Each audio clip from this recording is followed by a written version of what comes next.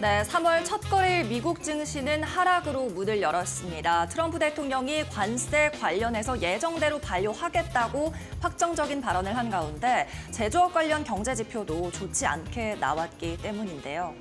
네, 그럼에도 불구하고 TSMC가 대규모로 미국에 투자를 단행하겠다라는 호재가 가격에 적용이 안 된 부분은 다소 아쉽게 느껴지기도 합니다. 그 어느 때보다도 관세 그리고 매크로 지표에 굉장히 예민하게 반응하고 있는 시장인데 오늘 나왔던 시그널들 어떤 것들이 있었는지 하나씩 포착을 해보도록 하겠습니다. 간밤 3대 지수부터 확인해 볼까요? 네, 알겠습니다. 간밤 뉴욕 증시 마감 상황부터 함께 확인해 보시죠. 일단 우리나라 증시가 3일절 연휴로 하루 쉬어갈 동안 미국 증시는 두 거래일 있었습니다. 먼저 금요일 같은 경우에는 큰 이슈가 있었죠. 트럼프 미국 대통령과 젤렌스키 우크라이나 대통령이 미국 백악관에서 만났는데요. 결론은 파행이었습니다. 일단 고성과 설전이 오가는 회담이었고 젤렌스키 대통령은 백악관에서 쫓겨나듯이 나오게 됐죠. 이 때문에 금요일장이 잠깐 흔들리긴 했지만 이후로 저가 매수세가 유입되면서 그리고 경제 지표, 물가 지표가 좋게 나오면서 반등을 강하게 시도했는데요. 결과적으로 금요일에는 굉장히 좋은 분위기, 3대 지수가 일제히 상승했고요. 월요일장, 즉 오늘장은 하락이 나오는 흐름이었습니다. 금요일 잠깐 출렁인 뒤에 나온 것은 가격 지표였습니다. PCE, 개인 소비 지출이죠. 연준에서 CPI보다 훨씬 더 면밀하고 중요하게 생각하는 물가 지수입니다. PCE가 시장 예상치에 정확하게 부합하는 지표가 나타났습니다. 실제치가 2.5%, 예상치 2.5%에 부합하는 모습이었고요. 그리고 지난해 1월 2.6%를 기록했던 것에 비해서 소폭 완화되는 인플레이션 흐름이었습니다. 지난 달에 대비해도 마찬가지입니다. 이전 12월에는 0.3% 상승 나왔는데요. 1월 PCE는 0.3% 나오면서 지난달과 비슷한 수준을 유지했습니다. 인플레이션이 더 높아지지는 않았다는 의미죠. 또 식품과 에너지 가격을 제외한 근원 PCE도 살펴보면 지난해 1월 대비해서 2.9%에서 2.6%로 낮아지는 흐름이었고 시장 예상치인 2.6%에도 정확하게 들어맞는 흐름이었습니다. 또 전월비 비교해도 근원 PCE도 마찬가지입니다. 예상치에 정확하게 부합했고요. 또 지난 12월 대비해서는 소폭 높아지는 흐름은 나왔습니다만 대체적으로 시장이 기대했던 것과 정확하게 일치하는 흐름이 나와줬습니다. 즉 인플레이션의 둔화세가 다시 재개될 거라는 기대감으로 연준의 금리 인하 기대감도 다시 한번 고개를 들었고 이것이 금요일 증시를 떠받친 주요 이슈가 되겠습니다. 하지만 월요일인 오늘 3대 지수는 낙폭이 커졌는데요. 특히 오후로 갈수록 그랬습니다.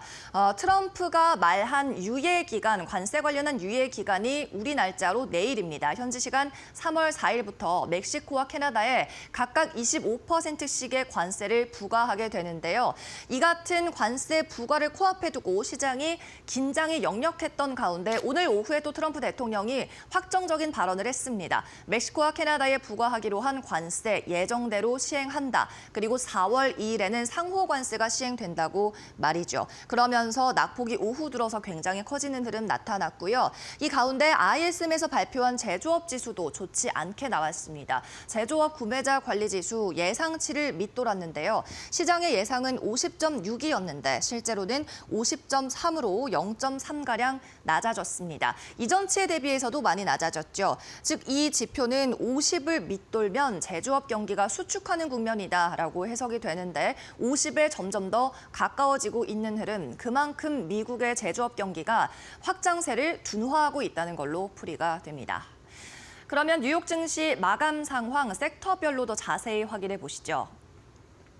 오늘의 낙폭은 일단 기술주, 특히 엔비디아가 이끌었습니다. 장 마감 후에 엔비디아는 데이터가 아직 들어오지 않은 상태인데요. 10% 가까운 낙폭을 보였습니다. 그러면서 M7 기술주들 가운데 가장 강한 빨간불을 켜내면서 마감을 했죠. 그리고 반도체단이 일제히 좋지 않았습니다. 브로드컴도 낙폭이 커지면서 마감한 흐름이고요. 기술주 마찬가지입니다. M7에 해당하는 마이크로소프트도 낙폭이 있었습니다. 반면에 애플과 구글 그리고 메타 같은 경우에는 그나마 낙폭이 크지는 않았지만 역시 하락이었고요. 아마존, 테슬라도 일제히 빨간불, M7 기업들 일제히 빨간불로 마감을 하는 모습이었습니다. 오늘 장에서도 살아남은 건 아무래도 방어적인 성격이 있는 이쪽이었습니다. 컨슈머 디펜시브, 필수 소비재 쪽에서는 계속해서 시장 수익률 대비해서는 아웃퍼폼하는 흐름 나타났고요. 리얼 에스테이트, 즉 부동산도 괜찮았고 헬스케어 쪽에서도 초록불이 간혹 들어오는 모습 나타났습니다. 네, 계속해서 특징주 빅테크부터 좀 살펴보도록 하겠습니다. 오늘장 기술주들 엔비디아 살펴보죠. 엔비디아 하락폭은 컸지만은 월가에서 긍정적인 내용의 리포트가 나왔습니다. 뱅크 오브 아메리카에서 여전히 매력적인 주식이라고 매수를 재확인해 준 건데요. 엔비디아 지난 금요일장에서는 4% 넘는 낙폭이 나왔고요. 오늘장에서는 앞서 보신 것처럼 10% 가까이 떨어지면서 금요일의 상승분을 모두 반납하는 흐름이었는데 잠시 후에 주가 조금 더 자세히 확인해 보겠습니다. 네, 다음은 테슬라입니다. 테슬라도 월가에서 괜찮은 평이 나왔습니다. 모건 스탠리에서 미국 자동차 주식 가운데 최선호주로 테슬라를 다시 복귀시킨 겁니다. 목표 주가 $430를 이야기하면서 현재 주가 수준에서 50% 이상의 상승 여력이 있다고 분석했고요. 여기에 더해서 테슬라를 AI 산업에서 가장 좋은 포지션을 하고 있는 기업이라고도 평가했습니다. 다음은 마이크로소프트입니다. 마이크로소프트는 21년간 운영한 스카이프의 서비스를 종료한다고 밝혔습니다. 스카이프는 2000년대에 전화를 무료로 이용할 수 있는 서비스를 제공하면서 큰 인기를 끌었고 이후에 마이크로소프트가 2010년대에 인수했는데요. 그러나 2010년대부터는 스마트폰 사용자가 늘어나면서 스카이프가 인기를 잃기 시작했습니다. 결국 오는 5월 5일부로 스카이프 서비스를 종료한다고 밝힌 마이크로소프트 측에서는 무료 앱인 팀스로 이전할 것을 권고하고 있습니다. 네, 빅테크 기업들 주식 주가 흐름 확인해 보시죠. 먼저 엔비디아 살펴보도록 하겠습니다. 오늘장 막판까지 매도세가 휘몰아쳤는데 그래도 마감 상황은 8%대까지 낙폭을 어느 정도는 저지하면서 마감했네요. $113.94에 거래에 마쳤습니다. 네, 그리고 이어서 테슬라도 확인해 보겠습니다. $284.78로 거래 마쳤고요. 엔비디아보다는 낙폭이 적지만 2.8%의 적지 않은 하락폭을 시현했습니다. 테슬라 같은 경우에도 차트 보시면 장 막판으로 갈수록 매도세가 촉발이 됐는데요. 그리고 2월 장에서 테슬라는 28%의 월간 손실률을 보였습니다. 지난주 금요일장이 2월의 마지막 거래일이었는데 이날 깜짝 반등이 나오기는 했지만 2월 전체적으로는 30% 가까운 손실이 나왔습니다. 이어서 마지막 종목입니다. 마이크로소프트 확인해 보시죠. 스카이프에 대한 서비스를 접는다고 밝힌 마이크로소프트. 마찬가지 오늘장 지수가 크게 흔들리면서 함께 낙폭을 키웠네요. 2% 넘는 하락 나왔고요. $388.54 선에서 거래 마쳤습니다. 네, 계속해서는 미국 시장에서 이슈 있었던 특징주 한번 살펴보도록 하겠습니다. 빅테크 외 이슈 있는 종목들 먼저 코인베이스 함께 보시죠. 코인베이스 비트코인 가격과 밀접하게 연동되듯이 움직이는 주식입니다. 암호화폐 거래소를 운영하고 있기 때문이죠. 첫 금요일에도 상승이 나왔고 월요일에도 장 초반에는 상승이 나왔는데요. 금요일에는 PC 가격 지표, 물가 지표가 시장 예상치에 부합하면서 비트코인으로 매수세가 몰렸기 때문이고 또 월요일에는 비트코인이 더 높아졌습니다. 오늘 장에서는 $90,000대까지 회복하는 흐름을 잠깐 보였었는데요. 트럼프 대통령의 한마디 때문이었습니다. 트럼프 대통령은 자신의 SNS에서 가상자산을 전략적으로 비축할 것이다. 국가적 차원에서 비축할 것이다라고 이야기를 했고요. 이 같은 발언의 비트코인이 $90,000 선 회복하는 흐름이 나타났습니다. 네, 계속해서 빅테크 알리바바 살펴보겠습니다. 중국도 미국의 관세 위협에 강대강으로 대응하고 있는 형국이죠. 미국의 관세 위협에 대해서 필요할 때는 보복에 나서겠다고 강하게 응수를 했는데요. 중국의 권리와 이익을 지키기 위해 좌시하지 않겠다는 내용의 성명을 냈습니다. 그러면서 중국 기술주 지난 금요일장에 일제히 떨어졌고요. 알리바바는 월요일장에도 하락하는 흐름이었습니다. 네, 계속해서 델테크놀로지스입니다. PC를 제조하는 기업이죠. 실적 발표가 있었는데요. 매출은 일단 애널리스트들의 전망치를 하회했지만 EPS 수익은 전망치를 웃돌았습니다. 매출은 239억 달러 기록했고 EPS 주당 2달러 68센트를 기록했는데요. 주가는 하락이 나왔습니다. 엇갈린 성적표를 낸 델까지 관련된 주가 흐름 확인해 보겠습니다. 네, 먼저 암호화폐 거래 앱을 운영하고 있는 코인베이스입니다. 오늘장에서 5% 가까운 하락이 나왔네요. 장 초반 움직임은 나쁘지 않았습니다만 마찬가지로 트럼프 대통령의 관세 관련 확정적인 발언이 나오면서 많이 흔들리며 거래 마쳤습니다. 205달러 75센트로 거래를 마감했고 시간 외 거래에서는 0.6%대 반등이 나오고 있는 상황입니다.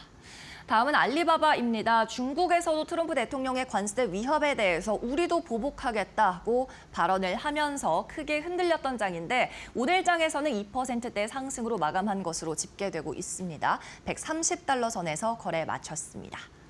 네, 계속해서 델입니다. PC 제조업체고요. 오늘 7% 넘게 빠졌습니다. 이 델 같은 경우에는 엔비디아를 중심으로 AI 수요가 급격하게 늘어나고 AI 서비스에 대한 전망이 밝아지면서 지난 2년 동안 주가가 2배나 상승했던 주식인데요. 오늘 장에서는 실적 좀 엇갈린 성적표를 내들면서 이틀 연속으로 빠지네요. 7% 넘는 하락 95달러 56센트로 거래 마쳤고요. 마찬가지로 시간 외 거래에서는 플러스권에서 움직임 나타나고 있습니다. 네, 이어서는 주식 외의 기타 상품들도 한번 확인해 보도록 하겠습니다. 먼저 10년물 국채 금리입니다. 10년물 채권은 계속해서 4.4% 이하에서 지난주부터 점점 더 떨어지고 있는 상황입니다. PC 가격 지표가 발표된 이후로 연준의 금리 인하 사이클이 이야기했던 것보다 앞당겨질 수 있다는 기대감으로 국채 금리가 하락을 했고요. 그러면서 채권 가격도 함께 하락하는 모습이었습니다. 4.161%대까지 떨어지는 모습이었고 지난 금요일장에서 또 주식이 크게 상승했던 부분 이 채권 금리가 낮아진 영향도 있었습니다. 네, 계속해서는 비트코인도 한번 살펴보도록 하겠습니다. 비트코인 트럼프 대통령의 발언 때문에 급등이 나왔었죠. 국가적 차원에서 전략적으로 가상자산을 비축하겠다는 내용이었습니다. 이 말의 뜻은 비트코인을 범죄자로부터 압수한 분량을 팔지 않고 보유하는 것뿐 아니라 미국의 예산으로 가상자산을 더 신규로 매입하겠다는 것도 해당이 됩니다. 이 비트코인과 함께 언급했었던 리플과 카르다노 그리고 솔라나 같은 코인들도 일제히 급등이 나왔고요. 현재 구간에서는 반락하는 흐름이네요. 8% 마이너스로 86,278달러 선에 거래되고 있는데요. 대부분의 자산들이 지금 비트코인을 비롯해서 트럼프 대통령의 관세 관련 발언 때문에 크게 흔들리고 있는 상황입니다. 네, 계속해서 다음으로 살펴볼 지수는 스톡스 600입니다. 범유럽 지수 벤치마크인데요. 유럽의 지수 그리고 주식들이 오늘 일제히 급등을 했습니다. 특히 방위산업 관련주, 우주 항공 관련주 중심으로 급등 나오면서 지수도 견인했는데요. 이 젤렌스키 우크라이나 대통령이 미국에서 나와서 영국으로 향했습니다. 그리고 여기에서 안보 관련 정상회담을 유럽의 수장들과 함께 가졌는데 이 안보 관련 정상회담에서 유럽이 지금 100년 만에 한 번 올 순간에 직면하고 있다. 유럽이 재무장을 해야 한다. 그리고 국방 관련 방위 예산 지출을 늘려야 한다는 등의 발언들이 나왔습니다. 그러면서 국방 관련주, 방위산업 관련주가 지수의 상승을 이끄는 흐름이었고요. 일제히 자산들 흔들리는 가운데 오늘 유럽 지수가 1% 넘는 상승을 보였습니다. 네, 지금까지 미국 증시 함께 알아봤습니다.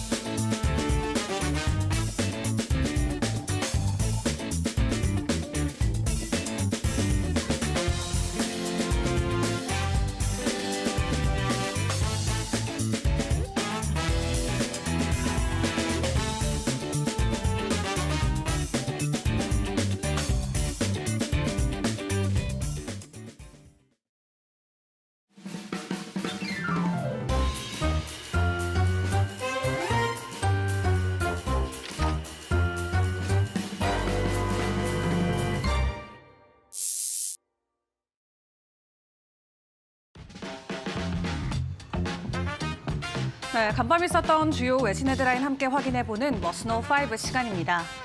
트럼프 대통령이 관세맨일지 혹은 협상맨일지 전 세계가 숨을 죽이고 지켜봤던 가운데 결국 동맹국에 대한 관세를 25% 부과하겠다라는 발언을 최종적으로 새벽 사이 내놓았습니다. 이로써 현지 시간 기준으로 3월 4일부터 캐나다 그리고 멕시코에도 25%의 관세 조치가 부과되게 되는데요. 해당 발언 이후 뉴욕 증시는 크게 흔들리는 모습을 보였습니다. 3대 지수가 일제히 하락을 했고 일단 트럼프 행정부는 멕시코와 캐나다가 국경 관리에 노력을 기울였지만 여전히 펜타닐이 중국을 통해 유입되고 있다라고 이야기하면서 이번 관세 조치의 배경에 대해서 설명을 했습니다. 그리고 미국 같은 경우는 중국산 제품에 대한 추가 관세도 예고대로 시행할 계획인데요. 지난 4일부터 중국산 제품에 10% 추가 관세를 부과한 데 이어서 오는 3월 4일부터 다시 10%를 추가해 총 20%의 관세가 중국에도 적용될 예정입니다. 이에 대해 중국 정부는 미국산 농산물과 식품 등을 대상으로 보복 조치를 검토 중이고요. 관세, 비관세 조치를 모두 포함할 가능성이 높을 것으로 보여지고 있습니다.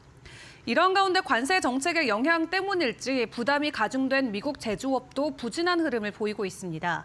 간밤 공개됐던 미국 공급관리협회는 2월 제조업 PMI가 50.3으로 하락했다고 발표했는데 이는 1월보다도 낮은 수치였고요. 시장의 예상치에도 미치지 못하는 숫자였습니다.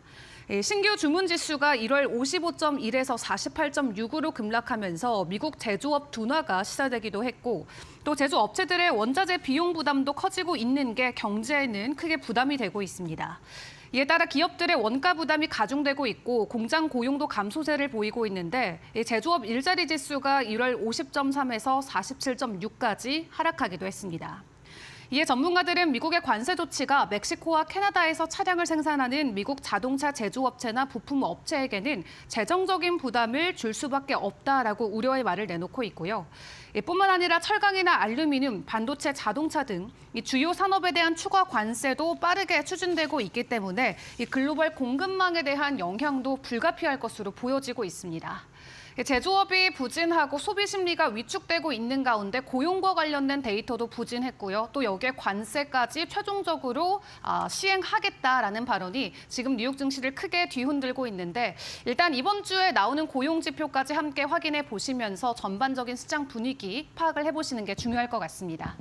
자, 그런 가운데 나름의 호재로 전해진 소식이었습니다. 다만 장중에는 전혀 반영하지 못했는데요. TSMC가 오는 4년 동안 미국에 1,000억 달러를 투자한다라고 합니다. 뿐만 아니라 공장도 5곳을 추가적으로 건설한다라는 내용을 밝혔는데 대규모 투자 수식도 이 반도체들의 주가를 끌어올리지는 못했습니다.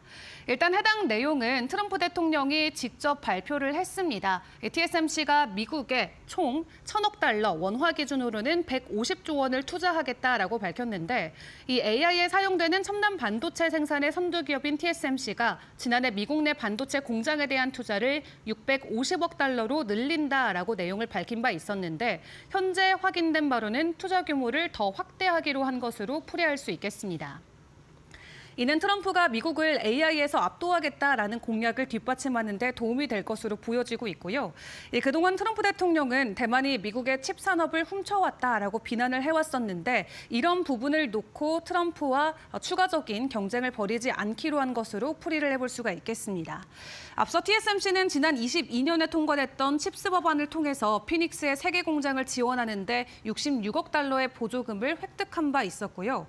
또 작년에는 28년에 생산을 시작할 예정인 두 번째 애리조나 공장에서 세계에서 가장 진보된 2나노미터 기술을 생산하기로 했습니다. 트럼프 대통령은 직접 해당 투자 내용을 발표하면서 이번 대규모 투자로 인해서 2만 개 이상의 일자리가 미국 안에서 창출될 수 있을 것으로 보여진다라고 긍정의 발언을 내놓기도 했는데요. 다만 관세에 대한 부담 때문에 전반적으로 반도체 주가들이 간밤 크게 출렁이는 모습을 보였습니다. 그 가운데 가장 큰 폭의 낙폭을 보였던 건 엔비디아였죠. 무려 10% 가까이 급락하는 모습을 보였는데 간밤 엔비디아도 새로운 소식을 들고 오긴 했습니다. 브로드컴과 함께 인텔 파운드리에서 제조 테스트를 진행한다라고 합니다. 사실 지금 엔비디아나 브로드컴뿐만 아니라 이 AMD나 마이크로소프트, 구글과 같은 다른 기업들도 인텔을 놓고 여러 가지 제조 테스트를 진행하고 있는데요. 일단 간밤 보도됐던 내용을 확인을 해보면 엔비디아와 브로드컴이 인텔의 첨단 생산 기술을 검증하고 있고 이 테스트 결과에 따라서 수억 달러 규모의 제조 계약을 체결할 가능성이 있다라고 합니다. 앞서 말씀드린 것처럼 AMD도 인텔의 1.8 나노 공정을 평가 중이고 마이크로소프트와 아마존 역시 인텔과 계약을 체결한 것으로 전해졌는데요.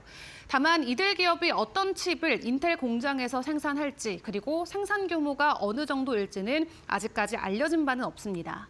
그리고 해당 1.8 나노의 공정 같은 경우는 가동 시기 자체가 예상보다 6개월 더 연기될 것으로 보여집니다. 오는 26년부터 본격적으로 시작될 예정이고요.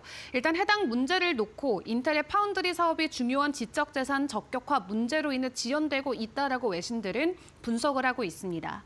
이로 인해서 일부 고객들은 오는 26년 중반까지는 해당 공정에서 칩을 생산하지 못할 가능성이 클 것으로 보여지고 있고요. 간밤에 엔비디아 주가가 10% 하락한 데를 놓고는 또 외신은 이렇게 풀이하기도 합니다. 문제는 실적이 아니라 바로 중국 때문이다라는 건데요. 최근에 나왔던 주가 하락이 실적 부진 때문이 아니라 대중국 리스크 때문이다라는 게 조금 더 정확한 풀이로 해석을 해볼 수가 있겠습니다. 트럼프 행정부가 오늘부터 중국산 제품에 대해서 10%의 추가 관세를 부과할 예정인 가운데 AI 칩에 대한 수출 제한 조치도 강화할 방침인데요. 이에 미조증권은 엔비디아가 대중국 AI 칩 수출 허가와 관련해서 추가적인 규제를 받을 가능성이 크다며 하반기 엔비디아 매출에 40억 달러에서 60억 달러의 타격을 줄 수 있다라고 전망하기도 했습니다. 해당 소식으로 간밤 엔비디아 추가적인 하락세를 보이면서 주가는 크게 흔들리는 모습을 보였는데요. 다만 하반기까지 긍정적인 전망은 여전히 유효한 가운데 앞으로의 움직임은 어떻게 펼쳐질지 계속해서 지켜보시죠. 자, 그런 가운데 유일하게 간밤 긍정적인 코멘트를 받았던 종목 M7 안에서는 테슬라 확인해 볼 수가 있겠습니다. 모건 스탠리가 다시 한번 테슬라를 탑픽으로 선정하면서 이 자율주행차 그리고 AI, 로봇 사업에 대한 성장 덕분에 긍정적인 평가가 유효하다라는 코멘트를 내놨는데요. 모건 스탠리 같은 경우는 지속적으로 테슬라에 대한 긍정적인 평가를 내놓고 있습니다. 이번에는 목표 주가를 430달러로 제시를 했는데 현재 가격에서는 약 50% 정도 추가 상승이 가능한 수준이고요. 다만 모건 스탠리 같은 경우도 테슬라에 대해서는 올해 인도량이 감소할 가능성이 있기 때문에 주가가 추가적으로 하락할 가능성도 있다라고 지적하기도 했습니다. 다만 자율주행과 로봇공학 분야에서 성장의 촉매제가 나올 것이고 긍정적인 투자 의견은 계속해서 이어질 수 있다라고 이야기를 했는데요. 조나스 분석가 같은 경우는 휴머노이드 채택 곡선이 자율주행차보다 더 빨리 가속화될 수 있다라고 이야기하기도 했습니다. 그리고 테슬라의 옵티머스 로봇이 미국 노동력의 1%를 대체할 수 있다면 테슬라는 주당 약 $100 이상의 가치가 추가적으로 발생하게 된다라고 덧붙이기도 했고요. 테슬라에게 여전히 자동차가 중요한 건 맞지만 실체화된 AI가 나올 경우 테슬라 같은 경우는 $800의 강세 시나리오도 충분히 가능한 상황이라고 설명했습니다. 한마디로 장기적으로 봤을 때 테슬라의 주가 170% 이상 추가적으로 상승할 수 있다라는 게 될 것 같고요. 일단 로봇 쪽이나 자율 기술 외에도 테슬라 같은 경우는 ESS와 같은 분야에서 더욱더 성장할 수 있기 때문에 앞으로도 긍정적인 관점으로 지켜보자라는 코멘트를 내놓기도 했습니다. 현재 테슬라를 커버하고 있는 애널리스트들 대부분은 테슬라에 대해서 나름의 긍정적인 평가를 이어가고 있는데 최근에 주가는 그러하지 못했었죠. 트럼프 취임 전까지 다시 가격 되돌림이 나온 가운데 앞으로는 어떤 변동성이 나올지 계속해서 지켜보시죠. 자, 마지막으로 암호화폐 시장 상황도 체크를 해보도록 하겠습니다. 주말 사이 갑작스러운 반등이 나왔었습니다. 바로 트럼프 대통령이 SNS에 올렸던 글 하나 덕분이었는데요.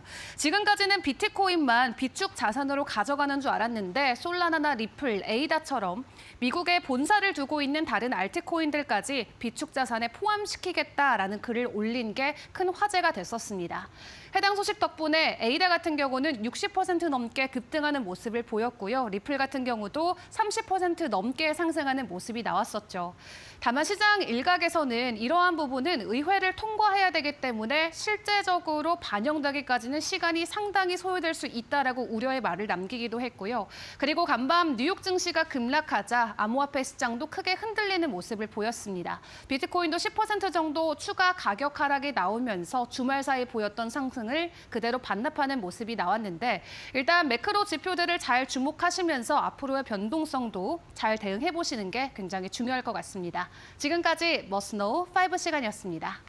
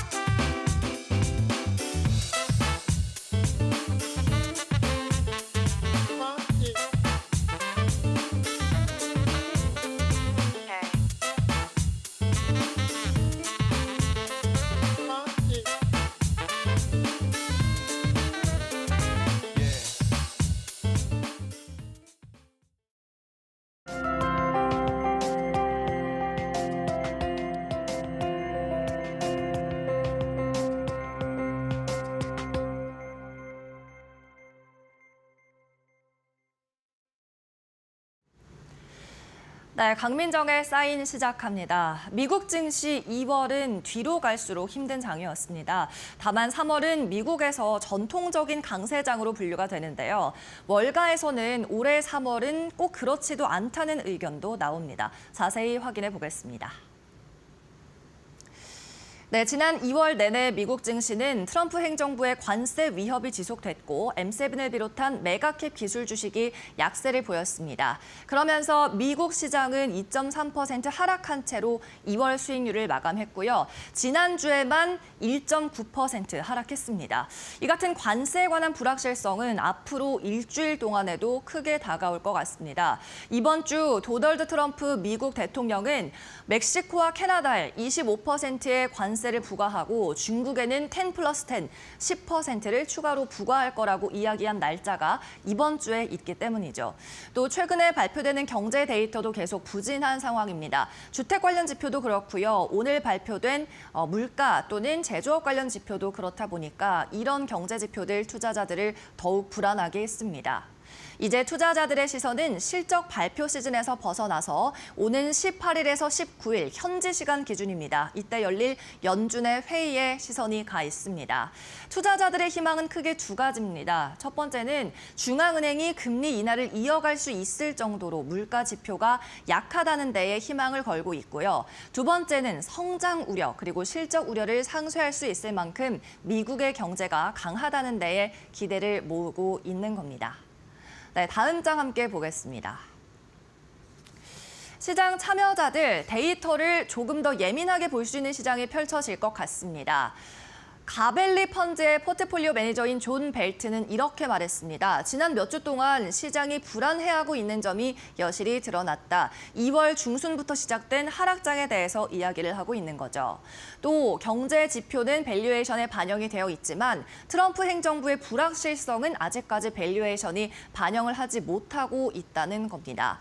앞으로는 지표가 나오더라도 이 데이터를 정상적으로 분석할 수 없는 시장이 펼쳐질 수 있다고 예측하고 있는데요.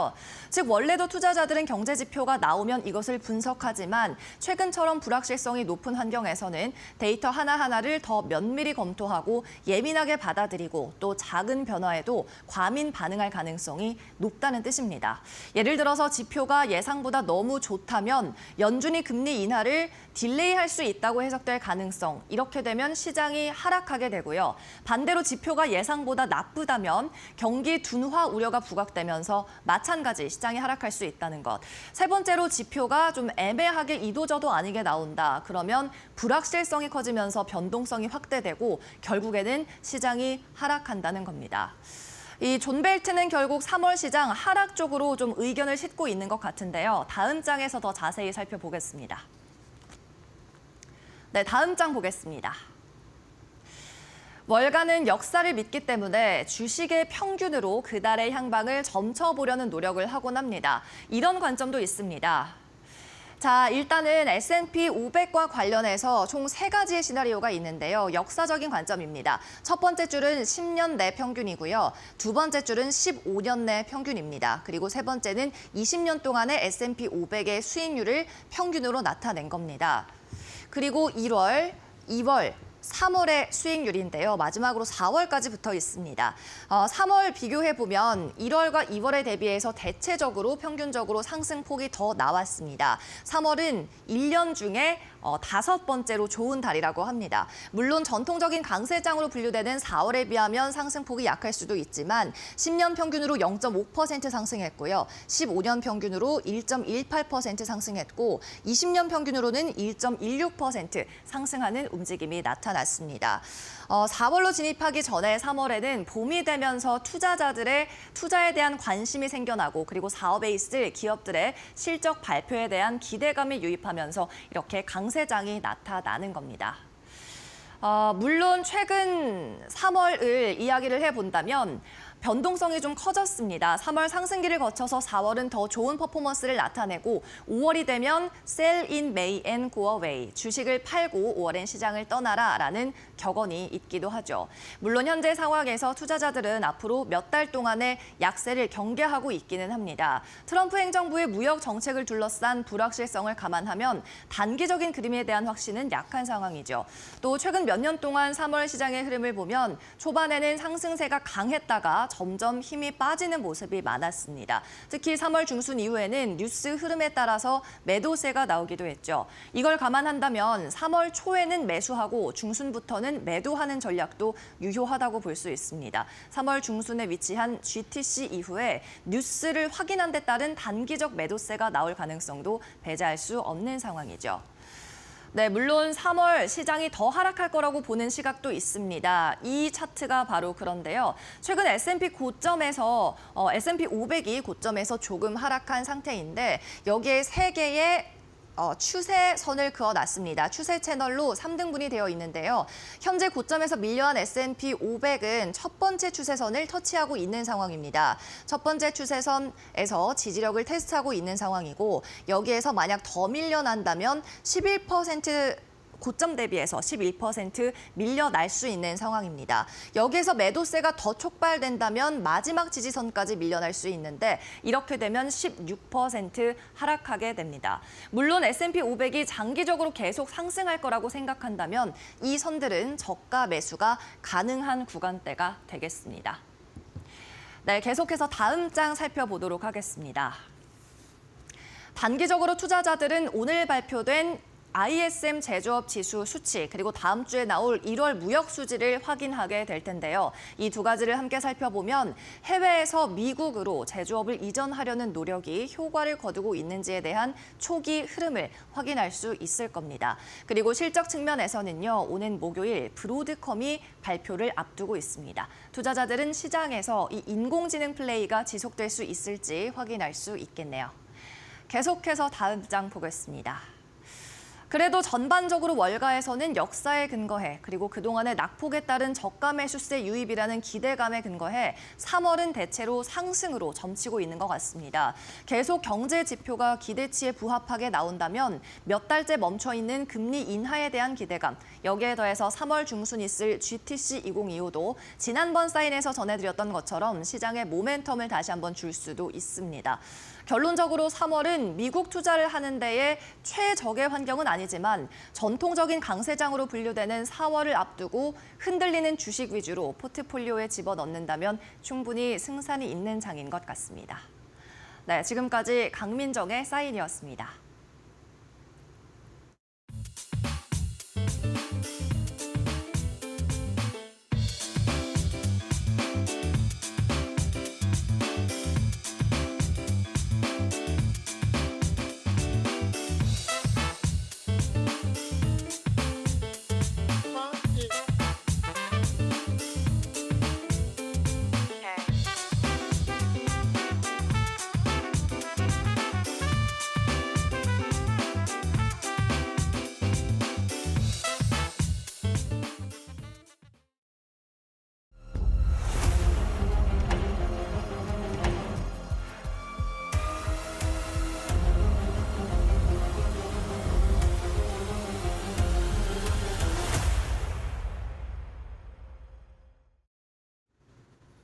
안녕하세요. 매드토크 신수업입니다. 오늘의 주제는 3월 첫째 주 경제지표 및 기업 실적 발표 일정, 스탠다드 앤 푸어스 ISM 제조업 PMI, 젤렌스키 백악관 모욕, 트럼프 캐나다 멕시코 관세 폭탄 발표, 엔비디아 백 절찬 판매 중입니다. 자, 어제 하루 우리 대체 공휴일이라 쉬었지만 미국은 그대로 열렸기 때문에 자, 이제 매월 초 맨날 반복되니까 이제 루틴대로 그렇죠. 마치 맨날 알람 시계가 울리는 것처럼 아니면 매일 여러분들이 아침에 아침 시리얼을 먹는 것처럼 자, 이제 익숙하죠? 월 초에는 무조건 스타트를 스탠다드 앤 푸어스와 ISM의 제조업 설문조사로 시작을 하죠. 그렇죠? 그리고 바로 서비스업이 나오고요. 항상 제조업이 먼저 나오고 미국은 서비스업의 나라기 때문에 제조업이 서비스업에 비해서 중요도는 떨어지지만 이렇게 먼저 발표가 되기 때문에 항상 그 월 초에 가늠저가 된다. 스탠다드 앤 푸어스 글로벌 제조업 PMI 2월, 그다음 ISM 제조업 PMI. 자, 이건 집계하는 설문조사 기관이 다른 거가 있고 그리고 스탠다드 앤 푸어스는 여러 그 나라의 그 개별 기관들과 협업을 하여 각국의 PMI를 다 발표를 하기 때문에 그렇죠? 뭔 차이신 PMI니 이런 중국 거 나오는 거 있죠? 다 협업해서 그 나라 차이신이라는 그 나라 설문조사 기관의 이름을 붙여서 나오는 겁니다. 그래서 S&P 글로벌이죠. 그렇지만 이제 미국에서는 ISM 제조업을 좀 더 중시해야죠. 오늘 같은 경우에도 갈려서 나왔습니다.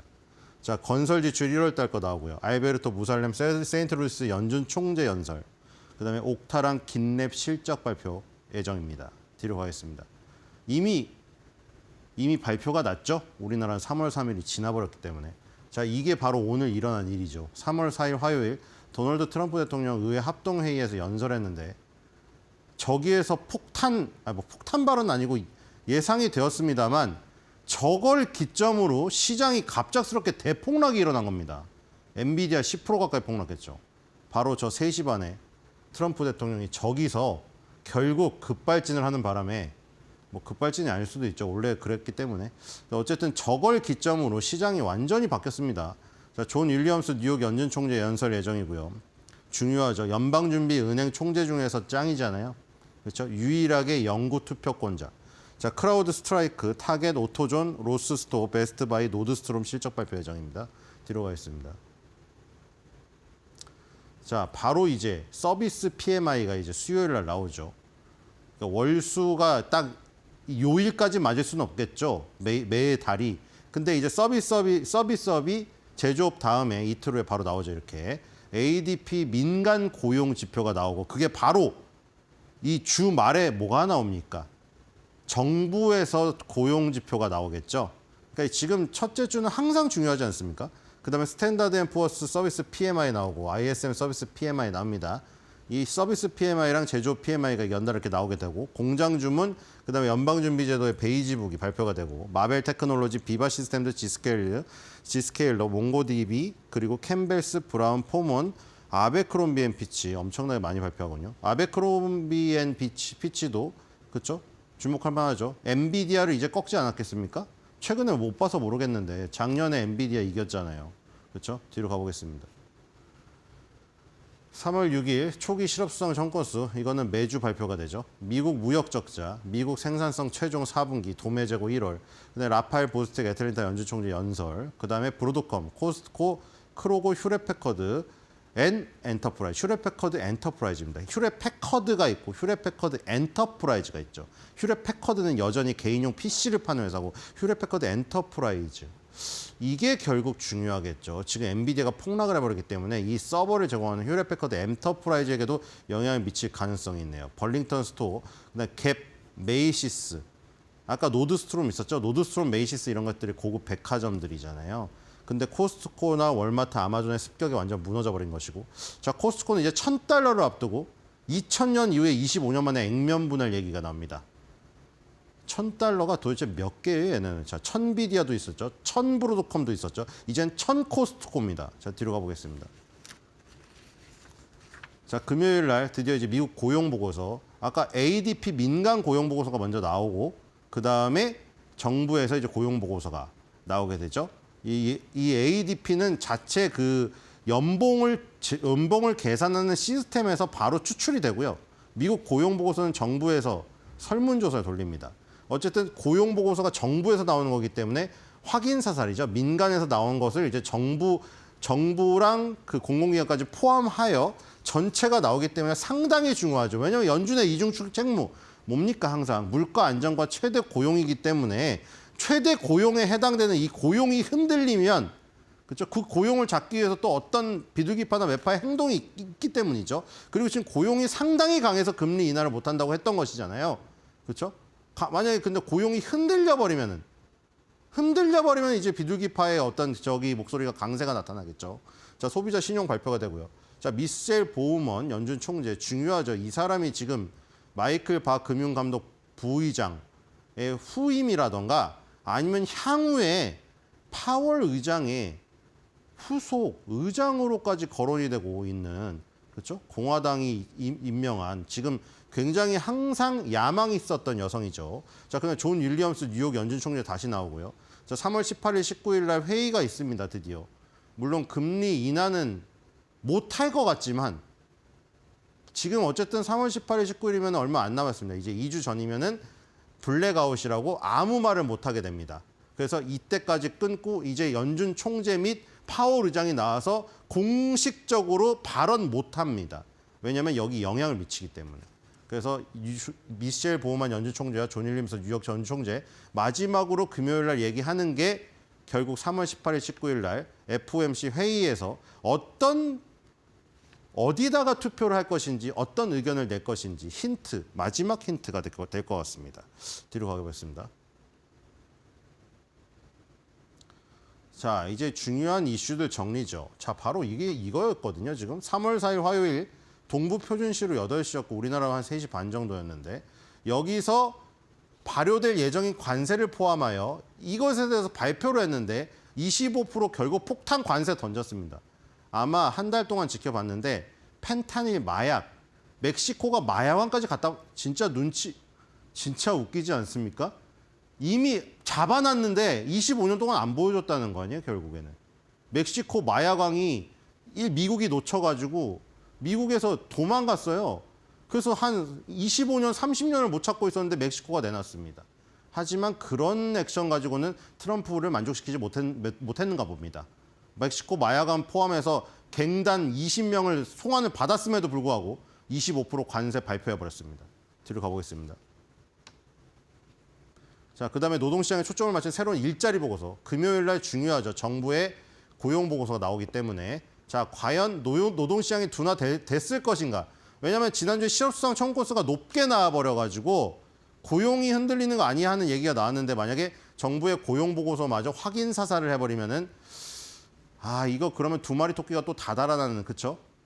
물가 안정과 최대 고용인 두 마리 토끼를 잡는 게 연준의 이중 책무잖아요. 근데 지금 물가가 들썩이기 난리가 났죠. 그쵸? 근데 고용까지 흔들려버려요. 그러니까 이게 두 개 다 잡으려고 했었던 이 시나리오가 다 물거품이 되는 상황입니다. 굉장히 지금 심각한 상황이죠. 자, 그래서 지금 금리를 인하하지 않기로 체근했기 때문에 이게 흔들려도 3월 18일, 19일에는 금리 인하를 당장 하기가 힘들 것 같은데 자, 과연 어떻게 될지 이제 연준은 시험대에 올랐습니다. 뒤로 가겠습니다. 자, 그리고 이제 블랙아웃이죠. 18일부터 19일까지 FOMC가 열리기 때문에 바로 그 직전 2주 전까지만 발언할 수 있습니다. 그래서 아까 전에 중요한 사람들 다 나오죠. 미셸 보우만 총재고 존 윌리엄스 뉴욕 연준 총재 이 두 명은 영구 투표권자입니다. 그렇죠? 미셸 보우만은 이사회 7인의 멤버고 윌리엄스는 뉴욕 연방준비은행 총재이기 때문에 연방준비은행 12개 중에 유일하게 영구 투표권자입니다. 보스틱 애틀랜타 연준 총재는 계속 순환 근무고요. 애틀랜타는.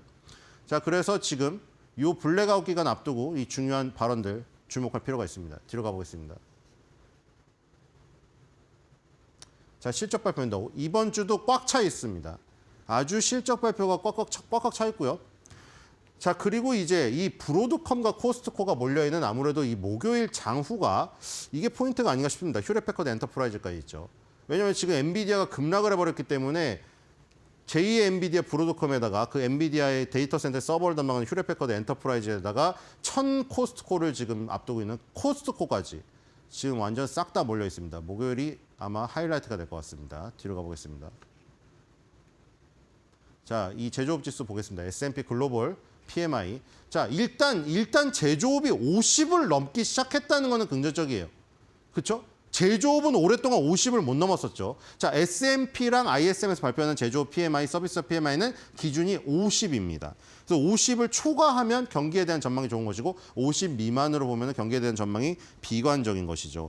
어쨌든 지금 오랜만에 지금 50을 넘었다는 것까지는 긍정적이에요. 그리고 S&P 글로벌은 지금 예측 지수 상회했습니다. 51.9 예상되는데 52.7이 나와서 자, 이것만 보면은 제조업도 부흥을 하고 있네. 이렇게 생각할 수가 있겠죠. 지난 1월 달에 7개월 만에 처음으로 50을 넘고 나서 2개월 연속 50이 넘었습니다. 뒤로 가보겠습니다. 자, 쭉쭉쭉 올라가서 전고점을 돌파했죠. 49.4를 찍었던 1월 달에 발표된 작년 12월 달 거에서 이제 작년 12월 달 걸 넘어서서 1월 달부터 51.2, 52.7 넘기 시작했고요. 그다음에 이번엔 예상치까지 상회했다. S&P 글로벌은 좋게 나왔습니다. 뒤로 가보겠습니다. 여기까지 좋았어요. S&P 글로벌이 먼저 나오기 때문에. 그다음에 이제 ISM이 나오는데 ISM PMI를 좀 더 중요시하죠, 시장에서. 자, 이것도 50이 넘었습니다, 일단. 자, 50이 넘어서 일단 긍정적이에요. 뒤로 가겠습니다. 일단 50이 넘었다는 거 둘 다. 제조업이 그동안 50을 그동안 못 넘지 않습니까? 뒤로 가겠습니다. 50 넘은 건 좋은데 자, 이것도 마찬가지로 1월 달에 50을 처음으로 갔어요. 그렇죠? 2월 달에 발표되지만 전달 걸 발표하는 거기 때문에 2025년도 1월 달께 50이 넘은 거죠. 자, 50을 드디어 넘어서서 2달 연속 50을 넘었지만 지난달에 비해 떨어졌다. 그렇죠? 여기에 초점을 맞춰버리는. 지금 시장이 안 좋으니까요. 뒤로 가보겠습니다. 어쨌든 제조업이 두 개 다 50을 넘어섰는데도 불구하고 시장의 반응은 좋지 않았고 그리고 결정타로 아까 관세 부과를 해버린 거예요. 그리고 지난 주말에 거의 한 수백 번 나오지 않았나요? 뉴스에? 물론 뉴스는 토막으로 나오기 때문에 이거 전 풀 영상 관심 있으신 분은 보셨죠? 그 벤스랑 지금 트럼프의 그 젤린스키를 욕하는 그게 맥락 없이 나온 건 아니거든요. 그 1시간짜리를 다 보세요. 근데 그걸 감안하더라도 저는 그것밖에 안 떠오르더라고요, 이게. 학교폭력위원회가 열렸는데 저는 그렇게 느꼈어요. 젤린스키가 학폭 피해자예요. 여기 장학사하고 교장이라고 앉아있는데 학폭 가해자는 참석도 안 했어, 러시아는. 그래놓고 여기서 이제 학폭 피해자가 러시아가 안 때릴 거라는 약속이 있으면은 내가 여기서 이제 합의를 보겠다. 그랬더니 트럼프랑 벤스는 뭐라고 했냐면은 학폭을 줄이려는 평화를 얘기하는 학생의 의지가 없다고 이렇게 해버리는 거예요. 정말 이거 만약에 학폭 피해자 부모님이 여기 앉았으면 진짜 억장 무너지는 상황이죠.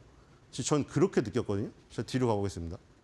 그리고 저런 뉴스도 나왔어요. 트럼프 기획이라고. 왜냐면 마지막에 텔레비전 쇼라고 해버렸기 때문에 그게 트럼프가 그동안 그런 쇼를 너무 많이 했기 때문에 저거 혹시 다 기획된 거 아니야? 왜냐면 처음부터 지르고 들어갔잖아요. 복장 너무 잘 갖춰 입었다고.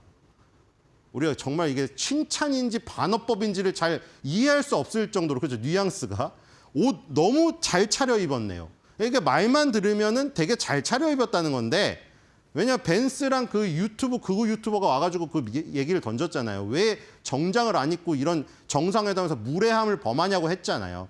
그러니까 그것 때문에 합리적 의심을 하는 거예요.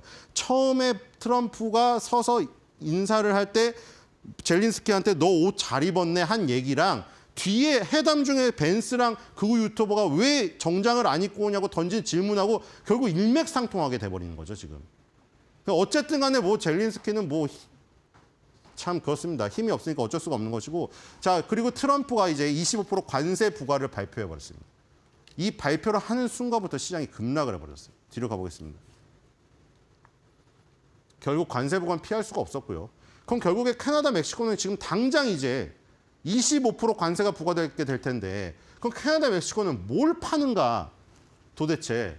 자, 저번에 워렌 버핏이 새롭게 이 버크셔 해서웨이를 통해서 매입했던 컨스텔레이션 브랜드라는 회사가 멕시코의 코로나 맥주를 운영하고 있죠. 그래서 멕시코의 코로나 맥주에 관세가 부과되면 코로나 맥주가 판매율이 떨어질까 싶어서 컨스텔레이션 브랜드가 급락을 했어요. 그 뒤에 나중에 버크셔 해서웨이의 매입은 발표가 됐죠. 13F는 나중에 끝에 발표를 해도 되기 때문에 워렌 버핏은 미리 매입을 했지만 나중에 발표를 한 거예요. 왜냐면 미리 알려주면 내 수를 까는 거기 때문에 최대한 늦게 발표를 합니다. 그래서 이제 늦게 발표를 했지만 이제 그러면 워렌 버핏이 매입을 했던 그때 이후에 어쨌든 관세 타격을 입은 거예요. 컨스텔레이션 브랜드도. 그래서 멕시코가 코로나 맥주 같은 맥주도 지금 그 수출을 많이 하고 있지만 지금 초록색이 멕시코고 빨간색이 캐나다입니다. 근데 이 교통수단하고 기계가 제일 많습니다. 기계랑 교통수단이 압도적으로 많고요. 우리가 막 무슨 뭐 그때 캐나다 총리가 나와가지고 뭐 이 미국 위스키 마시지 말고 캐나다산 위스키 마셔라 했고 멕시코도 맥주 파니까 거의 음식료로 이루어질 것으로 생각을 하지만 자동차랑 기계 부품이 상당 부분 많습니다. 그리고 멕시코 같은 경우에는 세계에서 7번째 승용차 제조업체인데 이 중에 수출의 80%를 미국에 나오고 있습니다. 그러니까 지금 멕시코는 당장 멕시코에서 자동차를 수출하는 거에 엄청난 애로사항이 발생될 가능성이 있습니다. 뒤로 가보겠습니다. 자, 그리고 에르메스보다 비싸다는 엔비디아 GPU 백. 자, 지금 그 들으셨어요? 용산 전자상가 가면은 번호표 뽑아가지고 그래픽 카드 지금. 왜냐면 지금 엔비디아의 최첨단 칩이 전부 다 저기가 있잖아요. 데이터 센터에 투자하고 거기만 생산하다 보니까 그래픽 카드를 생산을 못한 거예요. 조금 더 떨어지잖아요. 그래픽 카드는. 뭐 게임하는 사람들에게는 그래픽 카드가 최고 성능이지만 데이터 센터 칩보다 못하잖아요. 그러니까 그래픽 카드를 뽑아내지 않으니까 지금 없는 거예요. 지금 번호표 뽑아가지고 준다며요. 그리고 그게 뭐 이 정가보다 지금 3배에 팔리고 있답니다. 그래서 지금 이제 엔비디아 GPU 백이 났거든요. 이게 장난이 아니에요. 뒤로 가보겠습니다. 이거 지금 밈이 아니에요. 진짜예요, 이거. 이 진짜 파는 사이트예요, 이거. H100 펄스를 여기다 붙여가지고 핸드백을 만들었는데 이게 지금 팔리고 있거든요. 여기서 실제 구매가 가능합니다. 자, 뒤로 가보겠습니다. 이제 끝났습니다. 그래서 지금 엔비디아 주식이 급락을 했는데 용산 전자상가에서는 그래픽카드 구하기가 하늘의 별 따기고 구하려고 해도 3배를 줘야 된답니다. 그리고 백은 엔비디아 H100 탑재한 백은 에르메스 백보다 비싸대요. 그래서 지금 그냥 약간 시장을 좀 안타까운 마음에 한 겁니다. 한 줄 매도평입니다. 지금은 엔비디아 주식보다 엔비디아 백.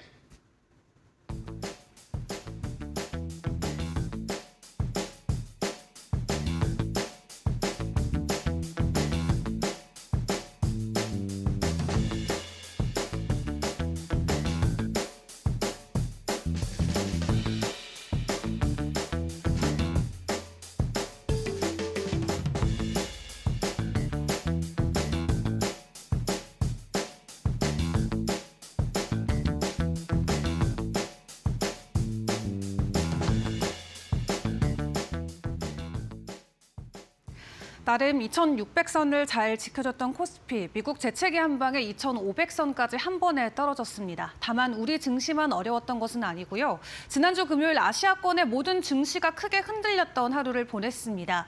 코스피와 코스닥도 이날장에서는 무려 3%씩 각각 하락하는 모습이 나왔고 특히 외인들의 매도 물량이 굉장히 컸었는데 일단 올 들어서 처음으로 3%대 급락이 이날 증시에서 나왔었습니다. 니케이 같은 경우는 2.8%, 항생 같은 경우는 3%대 하락을 보였었고요. 이 관세와 관련된 불안감 또 여기에 엔비디아의 실적 그리고 스태그플레이션에 대한 공포가 3중 쇼크로 우리 증시를 뒤흔들었다라는 평가가 나오고 있습니다. 해당 이슈로 원달러 환율 이날장에서 다시 한번 급등하는 모습을 보이기도 했고요. 수출 관련주들의 주가 하락이 눈에 띄기도 했습니다. 그런 가운데 이런 시장 분위기 안에서도 52주 신고가를 돌파했던 종목들이 나왔는데 각각 자기만의 개별적인 이슈로 지속적인 상승 흐름을 보여온 종목들이 이날장에서도 추가 상승을 만들어낸 모습을 확인을 해볼 수가 있었습니다. 다만 대부분의 종목이 지난주 금요일에는 하락하는 모습을 보였는데요. 다음 장을 통해서 이 업종별로의 움직임을 체크해 보도록 하겠습니다. 그나마 이 시장 안에서 올랐었던 것은 이 퓨리오사 AI 관련주들임을 확인을 해볼 수가 있겠습니다. 기존의 메타에서 퓨리오사 AI에 대해서 투자, 이 지분 인수를 추진한다는 소식이 나오면서 크게 변동성을 보인 바가 있었는데 이번에는 TSMC까지 가담하면서 4x4가 상한가 그대로 안착을 했고요. DSC 인베스트먼트나 엑스페릭스처럼 이 퓨리오사 AI의 초기 지분 투자 비율을 가지고 있는 종목들이 큰 폭의 오름세를 보이기도 했습니다. 그리고 나름의 연속적인 시세를 지켜줬던 건 화장품 테마가 되겠죠. 이날장에서도 관련주들의 주가 상승이 있었는데 가운데 한한령 해제에 대한 수혜 기대감이 계속해서 이어지고 있지만 이날 발표됐던 중소기업의 화장품 수출 호조 소식도 큰 폭의 상승에 도움이 되기도 했습니다. 전년 대비해서 지난 4분기 수출 비중이 6% 정도 추가적으로 상승한 게 확인이 되면서 올 한 해 전반적인 업종에 대한 기대감이 계속해서 올라오고 있는 상황이고요.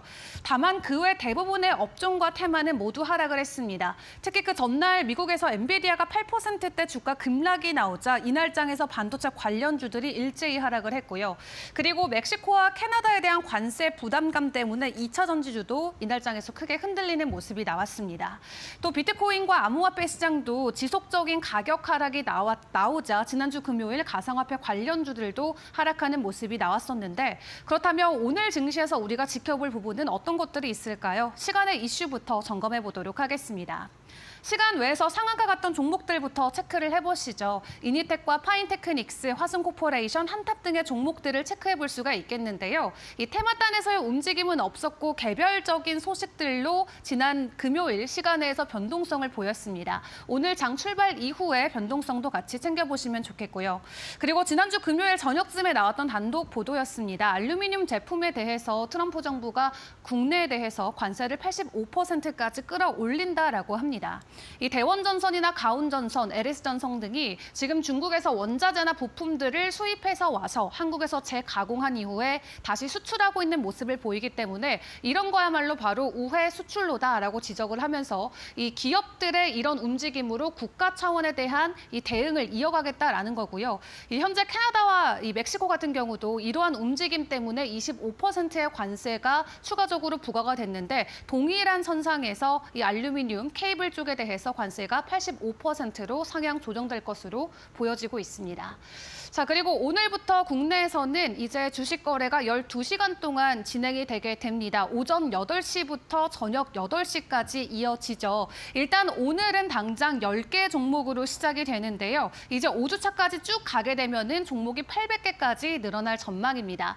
프리마켓 시간 다시 한번 점검 드리겠습니다. 오늘 오전 8시부터 오전 8시 50분까지 진행이 되고 정규 거래 시간은 오후 9시부터 오후 3시 30분 그리고 애프터마켓은 3시 30분부터 오후 8시까지 진행이 되게 됩니다.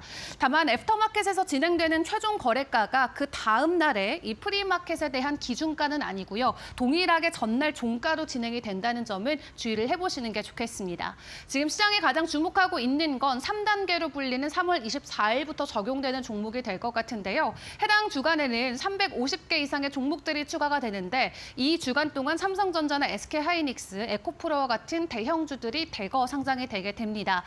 계속해서 변동성이 국내 증시의 유동성으로 들어올 수 있을지 같이 주목을 해보시고요. 오늘이 그 거래소의 첫 거래일이니만큼 시장 안에서의 이슈들도 잘 파악을 해보시면 좋겠습니다. 자, 이외 글로벌 이슈들과 전반적인 경제 일정들도 체크를 해봐야겠죠. 간밤 뉴욕 증시가 다시 한번 크게 흔들렸습니다. 지난주 금요일 PCE 발표 이후에 나름 국내 증시가 긍정적인 부분들을 가지고 갈 수 있지 않을까라는 기대감이 있었는데 월요일장에 크게 흔들리면서 오늘 국내 증시도 다시 한번 하락을 면치 못할 수도 있다라는 평가들이 나오고 있는데요. 증시를 뒤흔들었던 건 트럼프의 발언이었습니다. 예정대로 캐나다와 멕시코에 25%의 관세를 부과하겠다라는 내용이 있었고요. 그리고 중국산 같은 경우도 추가적인 10%의 관세 부과, 그리고 TSMC 같은 경우는 앞으로 오는 4년 동안 미국에 1,000억 달러를 투자한다라고 합니다. 원화 기준으로는 150조 원 규모고요. 작년에 TSMC가 발표했던 게 850억 달러 정도였는데 추가적으로 1,000억 달러까지 상향 조정된 부분이 다른 국가 기업들에게는 또 상당히 부담감으로도 작용이 될 수 있겠습니다. 이러한 발언들이 그대로 종목이나 전반적인 경제 상황에도 영향을 미치고 있는 것을 체크해 볼 수가 있겠는데요.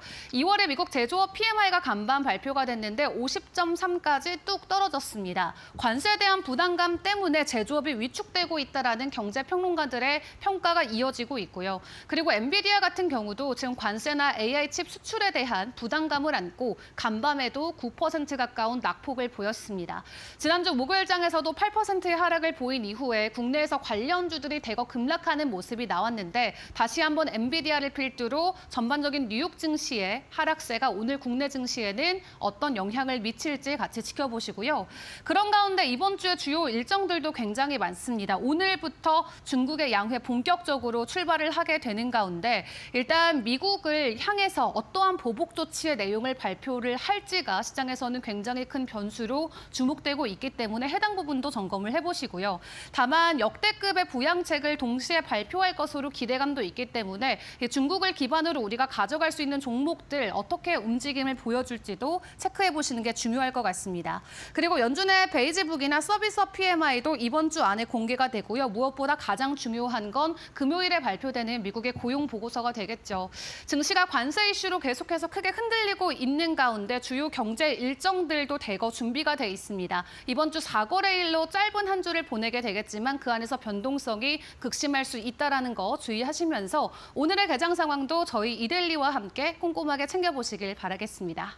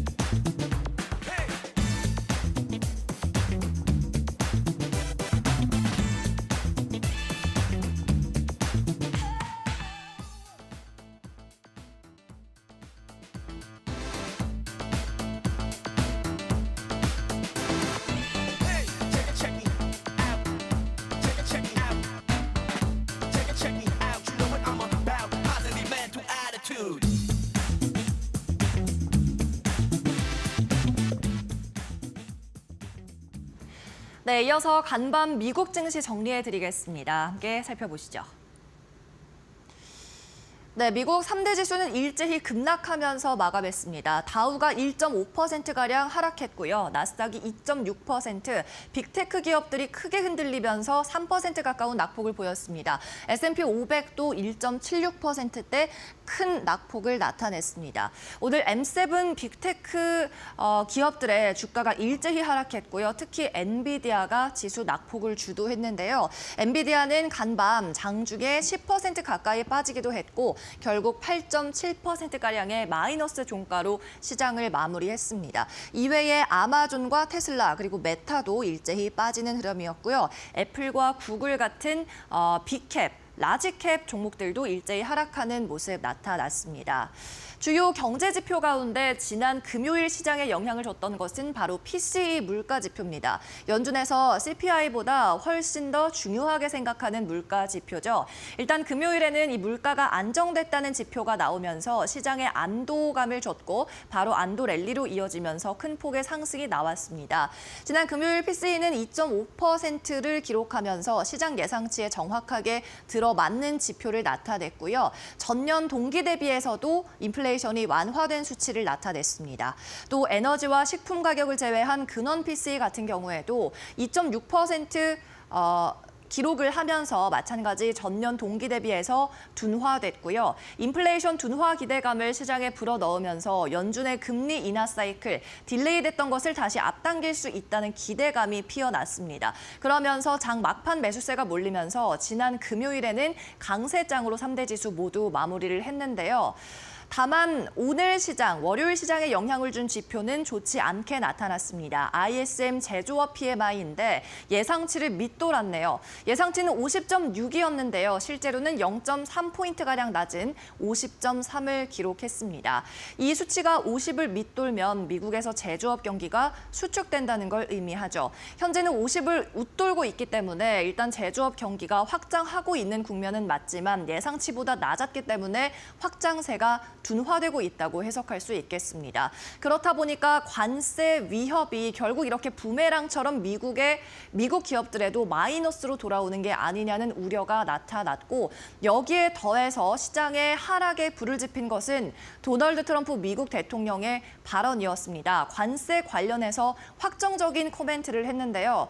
멕시코와 캐나다에 각각 25%의 관세 폭탄을 부과하는 걸 3월 4일로 유예해둔 상태였는데 이를 차질 없이 계획대로 진행하겠다고 밝힌 겁니다. 3월 4일이면 현지 시간으로 하루 남아있기 때문에 이 관세 위협을 하루 앞두고 예정대로 강행하겠다는 이야기가 나오면서 장 막판 오후 들어서 낙폭이 점점 더 커졌고요. 결국에 3대 지수가 저렇게 급락으로 마무리되는 모습이었습니다.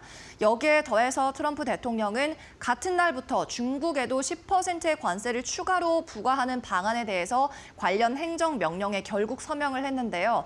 이 때문에 중국의 10+10으로 도합 20%의 관세가 부과되게 됩니다. 마찬가지로 현지 시간 3월 4일부터 적용이 되고요. 여기에 더해서 상품 시장도 좀 확인해 보면 10년물 국채 금리가 최근 계속해서 하락하는 흐름입니다. 일단 4.4% 이하에서 지난주부터 계속 하락이 이어오고 있는 상황이고요. 지난주 특히 물가지표 PCE 지표가 시장에 부합하게 나오면서 연준의 금리 인하 기대감이 높아졌고 여기에 따라 금리도 하락으로 움직인 겁니다. 1.2% 하락으로 반응하며 마무리됐고요.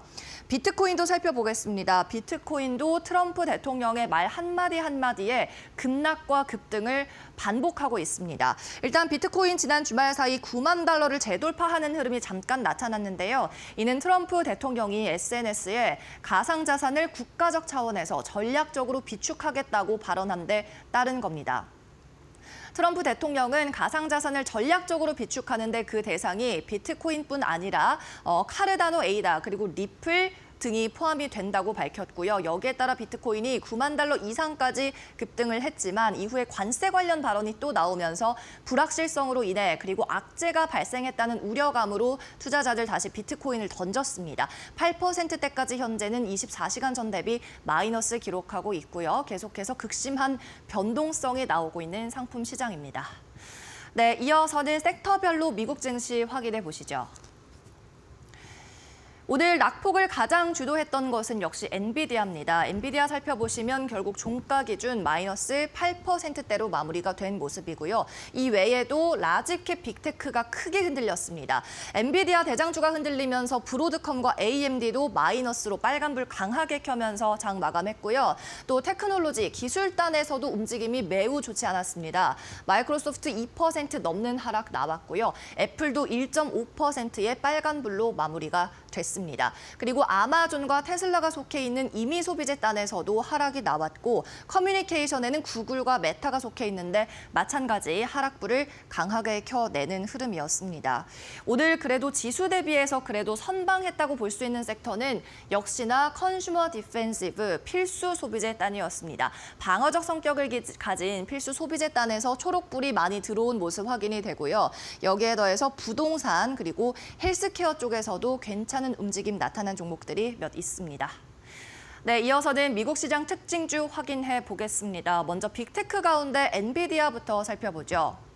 뱅크 오브 아메리카에서는 엔비디아가 여전히 매력적인 주식이라고 확인을 했습니다. 그러면서 매수, 바이 등급을 재확인해 줬는데요. 엔비디아 지난 금요일장에서는 지수 반등과 함께 4% 넘는 상승 나왔지만 월요일장에서 8% 넘게 급락하는 장세로 마무리를 지었습니다. 현재 주가는 110달러 선까지 후퇴한 상황이고요.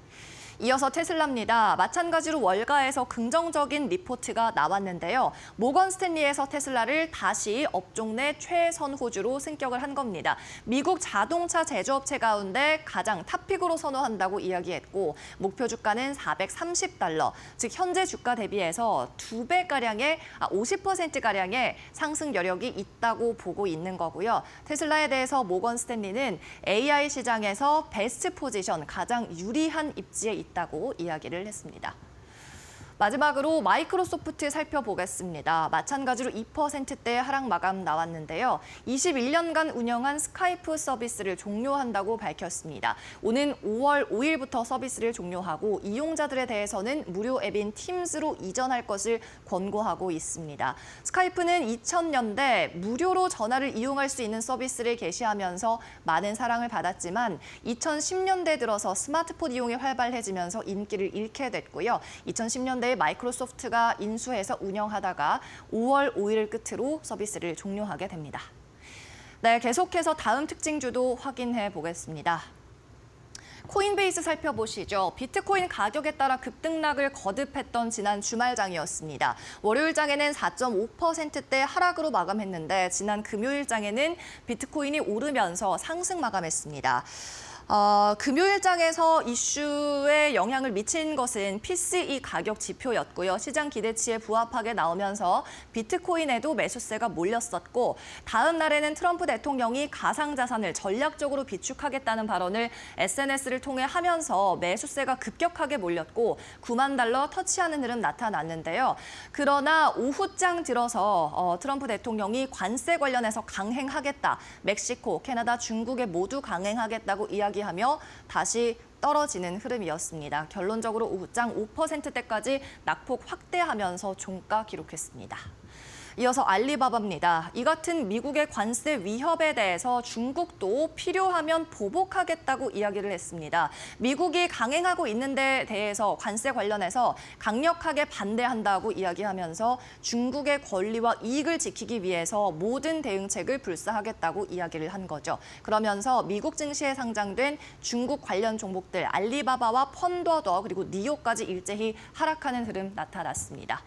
네, 이어서 마지막 종목 확인해 보겠습니다. 실적 나온 종목인데요. 델입니다. 지난 금요일과 월요일 이틀 연속으로 낙폭이 있었습니다. 매출은 애널리스트들의 기대치를 하회했지만 수익은 더 좋았습니다. 일단 매출은 239억 원으로 예측보다 4%가량 밑돌았고요. EPS 주당 이익은 한 주당 2달러 68센트로 수익성은 예상보다 더 좋았습니다. 엇갈린 서적표를 냈고 엔비디아 같은 AI 서비스 관련한 수요가 높아지는 가운데 델 종목은 지난 2년 동안 주가가 2배가량 상승했습니다. 그러나 이번 장에서는 이틀 연속으로 하락이 나왔네요. 네, 지금까지 뉴욕 증시 상황 전해드렸습니다.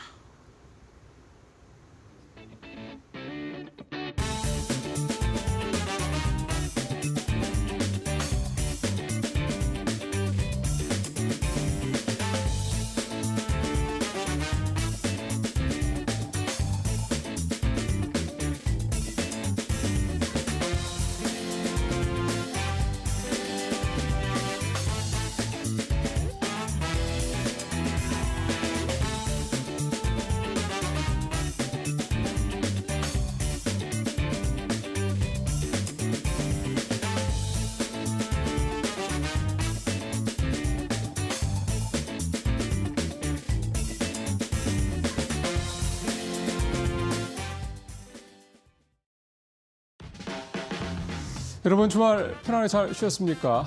이제 3월 시작입니다. 3월 4일 화요일 날 오늘 또 뉴스 브리핑 또 시작하도록 하겠습니다.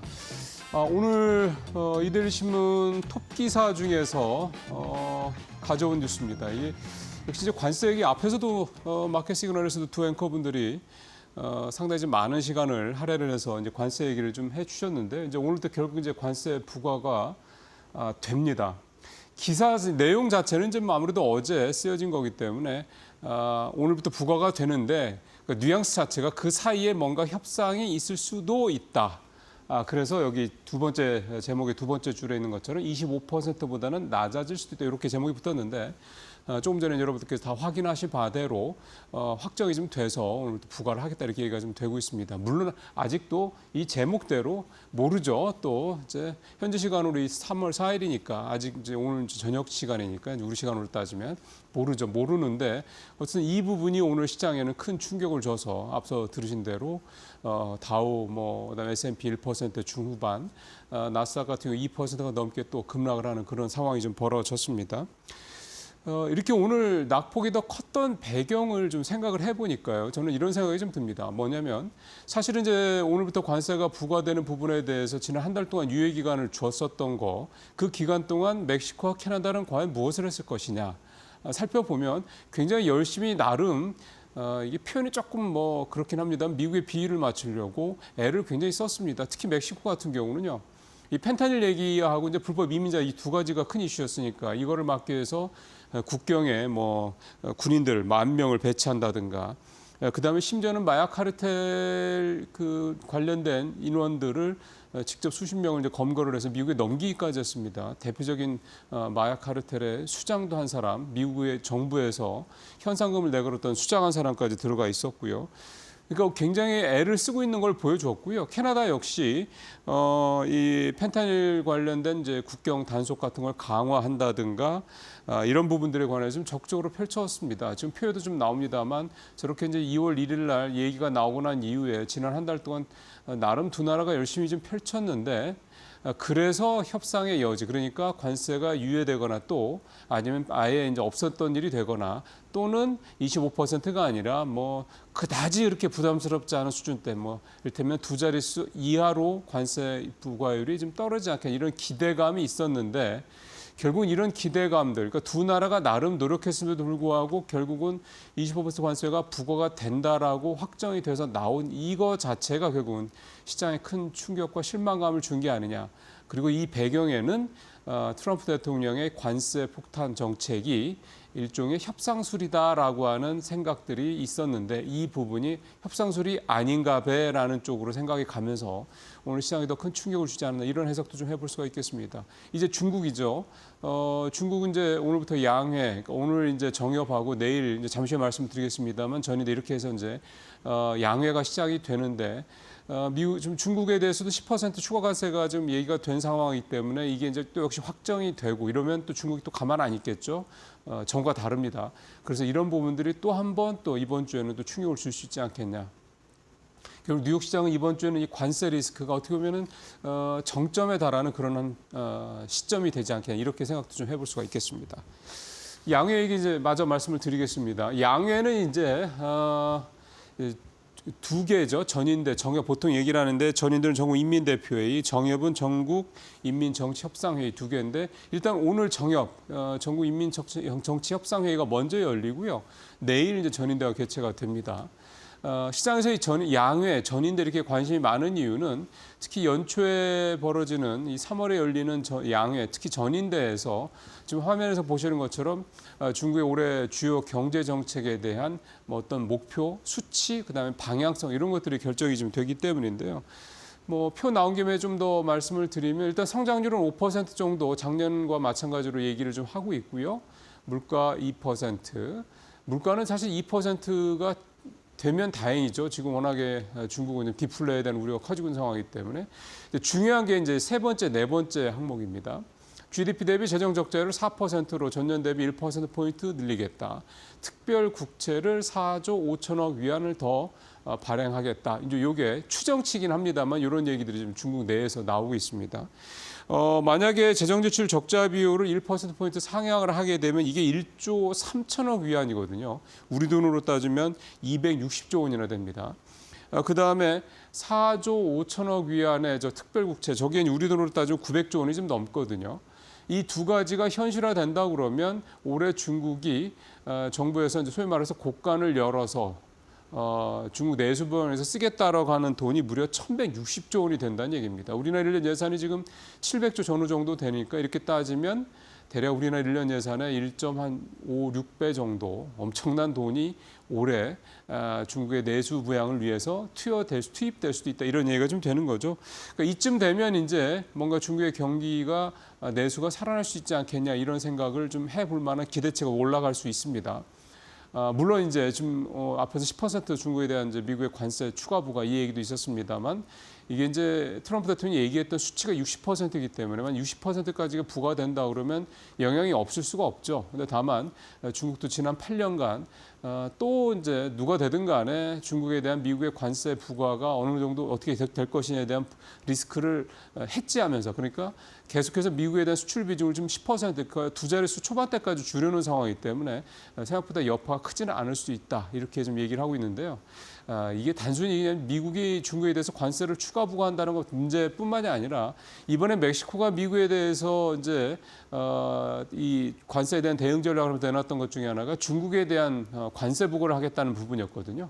이런 식으로 다른 나라들이 중국에 대해서 관세를 미국 눈치를 보느라 관세를 부과하는 상황까지 벌어진다면 또 상황은 중국 입장에서는 다를 수 있다는 점이 또 리스크로 작용할 수가 있기 때문에 어쨌든 이 부분이 중국의 어떤 그런 특히 대내보다는 대외적인 부분에서는 부담이 될 수밖에 없다 이렇게 생각을 해볼 수도 있겠습니다. 자, 시장 분위기가 좀 좋지는 않습니다. 지난주 금요일 날 우리 시장 2월 마지막 장을 정말 힘들었죠. 주가가 많이 떨어졌었는데요. 오늘도 이렇게 뉴욕 시장이 큰 폭으로 하락하다 보니까 오늘도 또 부담스러운 그런 하루가 될 것 같습니다. 이미. 그렇다고 그러면 이제 시장이 완전히 우리도 대세 하락 이런 식으로 갈 거냐. 아직 그렇게까지 보기엔 이르다라는 거고.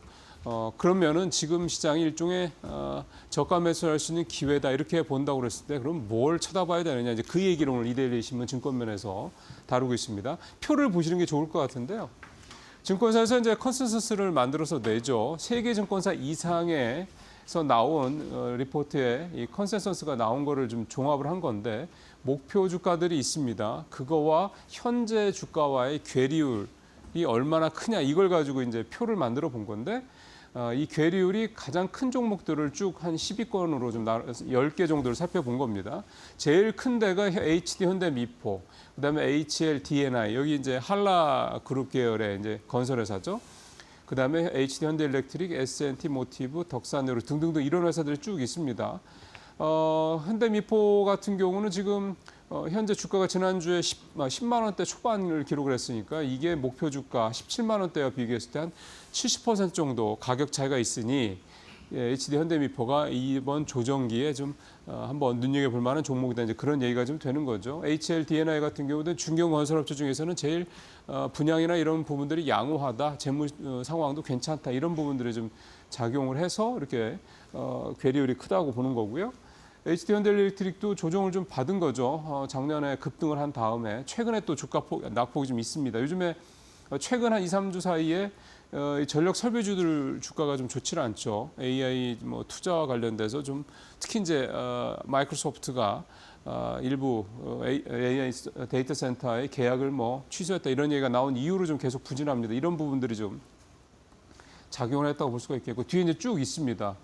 한번 잘 이런 종목들을 잘 살펴볼 필요가 있다는 거고요. 결국은 회사의 이제 가치 대비해서 얼마나 주가가 현재 제대로 좀 반영이 되지 못하고 있는 이 부분이 이제 해당이 되는 부분들이기 때문에 요 내용들은 사실은 이렇게 기사만 놓고 판단하시기보다는 해당 종목의 이제 리포트들 한두 개 정도는 좀 보시면 조금 더 포인트를 좁히시기가 좋을 것 같다는 생각이 좀 드네요. 자, 오늘 마지막 얘기는 이제 지난 한 주간의 펀드 와치 ETF 상품들 어떤 섹터들이 좋았는지 살펴보는 시간인데요. 지난주 전체적으로 좀 부진했는데요. 장이 그중에서도 2차 전지하고 바이오 쪽은 그나마 선방을 했다. 이 내용입니다.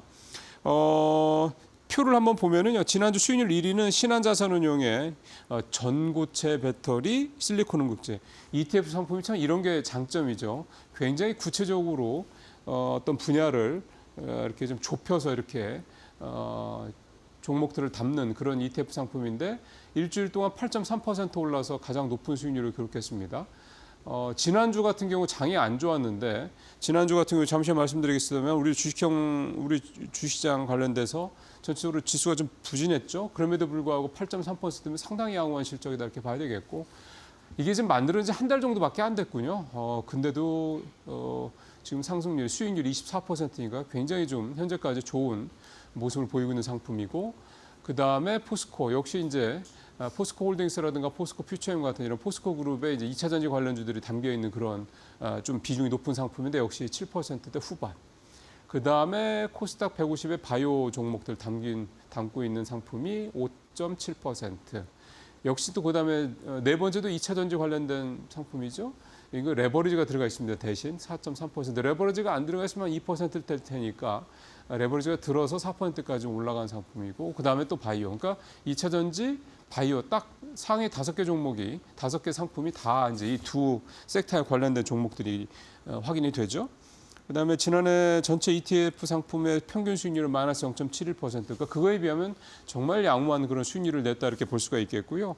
지난주 해외 주식형 쪽도 좋지 않았습니다. 평균 수익률 마이너스 2.73%. 전체적으로 지난주 역시 해외 시장도 좋지 않았고 중국이 지난주 수익률 좋았습니다. 플러스 3.3%. 어떻게 보면 가장 좋은 모습을 좀 나타내고 있고요. 지금 계속 연초 들어서 중국 쪽의 수익률이 굉장히 좀 좋고 개별 상품 중에서도 미래에셋 자산운용의 타이거 차이나 항생테크 레버리지가 9.6%를 1위를 기록했거든요. 그러니까 지난주는 이 중국 관련, 특히 중국의 이 테크 관련된 상품들, 개별 종목이든 ETF든 주가가 가장 좋았다 볼 수가 있겠습니다. 섹터별로는 헬스케어가 지난주 1.5% 플러스를 좀 기록을 했습니다.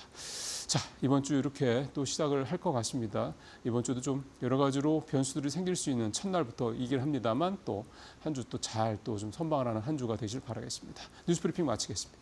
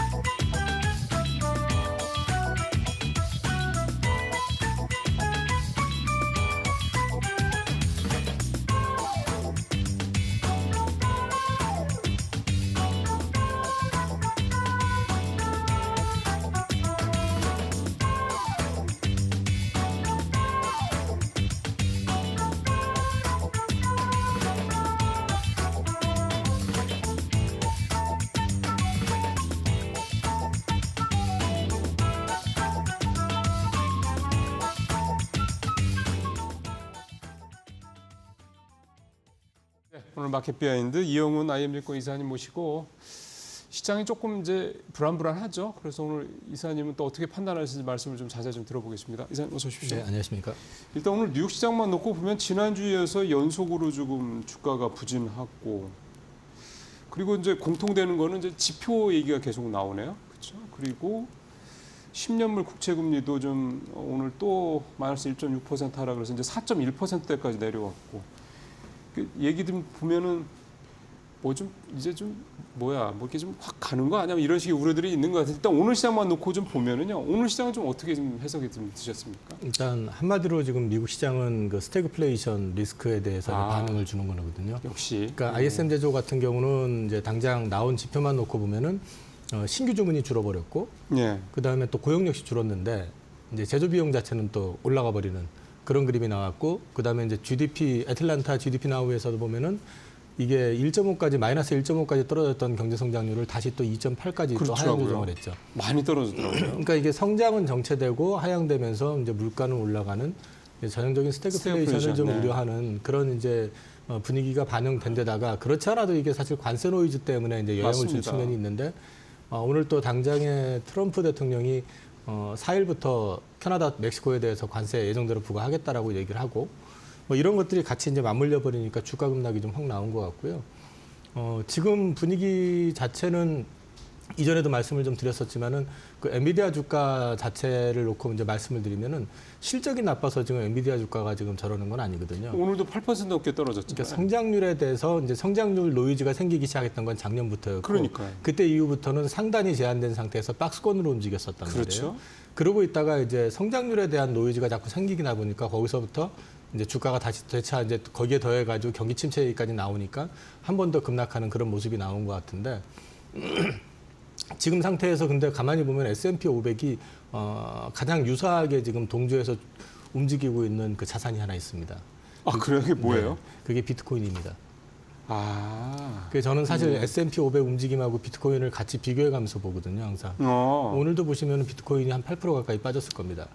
엔비디아가 8% 떨어졌고 S&P 500도 1.4% 넘게 떨어졌고 등등등. 그러니까 이 S&P 500하고 비트코인하고 유사하게 가고 있다. 아무래도 빅테크들이 거기에 이제 많이 몰려 S&P 500에서 7개 종목이 거기에 딱 자리 잡고 있다 그렇죠. 보니까 그 네. 영향을 좀 많이 받고 있기 때문에 S&P 500 주가는 이제 비트코인의 어떤 연대성 결국 가가지고 그건 비트코인이 결국 이제 IT 빅테크들의 주가 흐름하고 연계돼서 많이 그렇죠. 움직여 왔었기 그렇죠. 때문에 네. 같은 맥락으로 전체적인 그림을 좀 보시면 될 것 같고요. 저도 사실은 저는 사실 엔비디아 살 의향은 별로 없어요. 사실은 이제 전에도 말씀드렸지만 상승의 기울기 자체가 올라가더라도 완만해질 거라고 생각하고 있기 때문에 작년 말부터 계속 말씀하시는 거죠. 근데 이제 저도 사고 싶은 종목이 있는데 내려오기는 했는데 이게 이제 바로 사는 것보다는 시장이 좀 안정되는 걸 확인하고 들어가는 게 맞을 것 같아서 지금은 좀 지켜보고 있는 중이라고 말씀을 드릴 것 같아요. 그렇게만 말씀하시면 또 듣는 분들 저도 그렇고 다들 궁금하시는데 빅테크 중에 하나입니까? 빅테크도 하나 있고요. 네. 그 다음에 이제 AI 쪽 관련돼 있는 쪽 섹터에 있는 주식 중에 하나 더 있습니다. 네, 그거는 사실은 아마 우리 시청자분들께서도 그래, 뭐 그거야, 뭐 당연히 그렇게 생각을 해 나도. 근데 이제 그 어떤 종목이냐 그거에 대한 궁금증이야 뭐 그것도 있겠습니다. 중요한 거는 그러면 이사님도 그 종목을 좀 보고 계신다는 얘기는 매수 타이밍을 지금 고르고 계시다라는 거잖아요. 일단 시장 자체가 어느 정도 진정이 되려고 그러면 그러니까. 지금 트럼프가 보여주고 있는 모습들 그리고 거기에 대한 반작용으로 시장이 나타내주는 현상에 대해서 그럼 이제 오늘 예정대로 우리 시간 기준이 아니라 미국 시간 기준이니까 하루가 남았잖아요. 그렇죠. 관세 부과를 어떤 방식으로 할 것이냐. 지금 일단 시장의 노이즈라든지 이런 걸 봤을 때는 베센트 장관 같은 경우는 또 뭐 약간은 좀 말이 바뀌는 듯한 뉘앙스로 얘기를 하긴 했지만 결과를 좀 지켜보면서 이제 판단을 해야 될 것 같고요. 예. 어찌 됐든 간에 미국은 밸류에이션 자체가 편안하진 않은 구간이었었기 때문에 오히려 이렇게 좀 빠지면서 밸류에이션이 좀 착해지는 구간이 되면은 기회가 한 번 더 있을 수도 있다라고 개인적으로 생각하고 있기 때문에 물론 보유도 하고 있지만은 저는 좀 기왕 빠지는 거 다만 이제 충격적으로만 좀 안 빠졌으면 좋겠다. 그게 무슨 얘기냐면 이제 그 전체가 다 충격을 받아버리면은 그렇죠.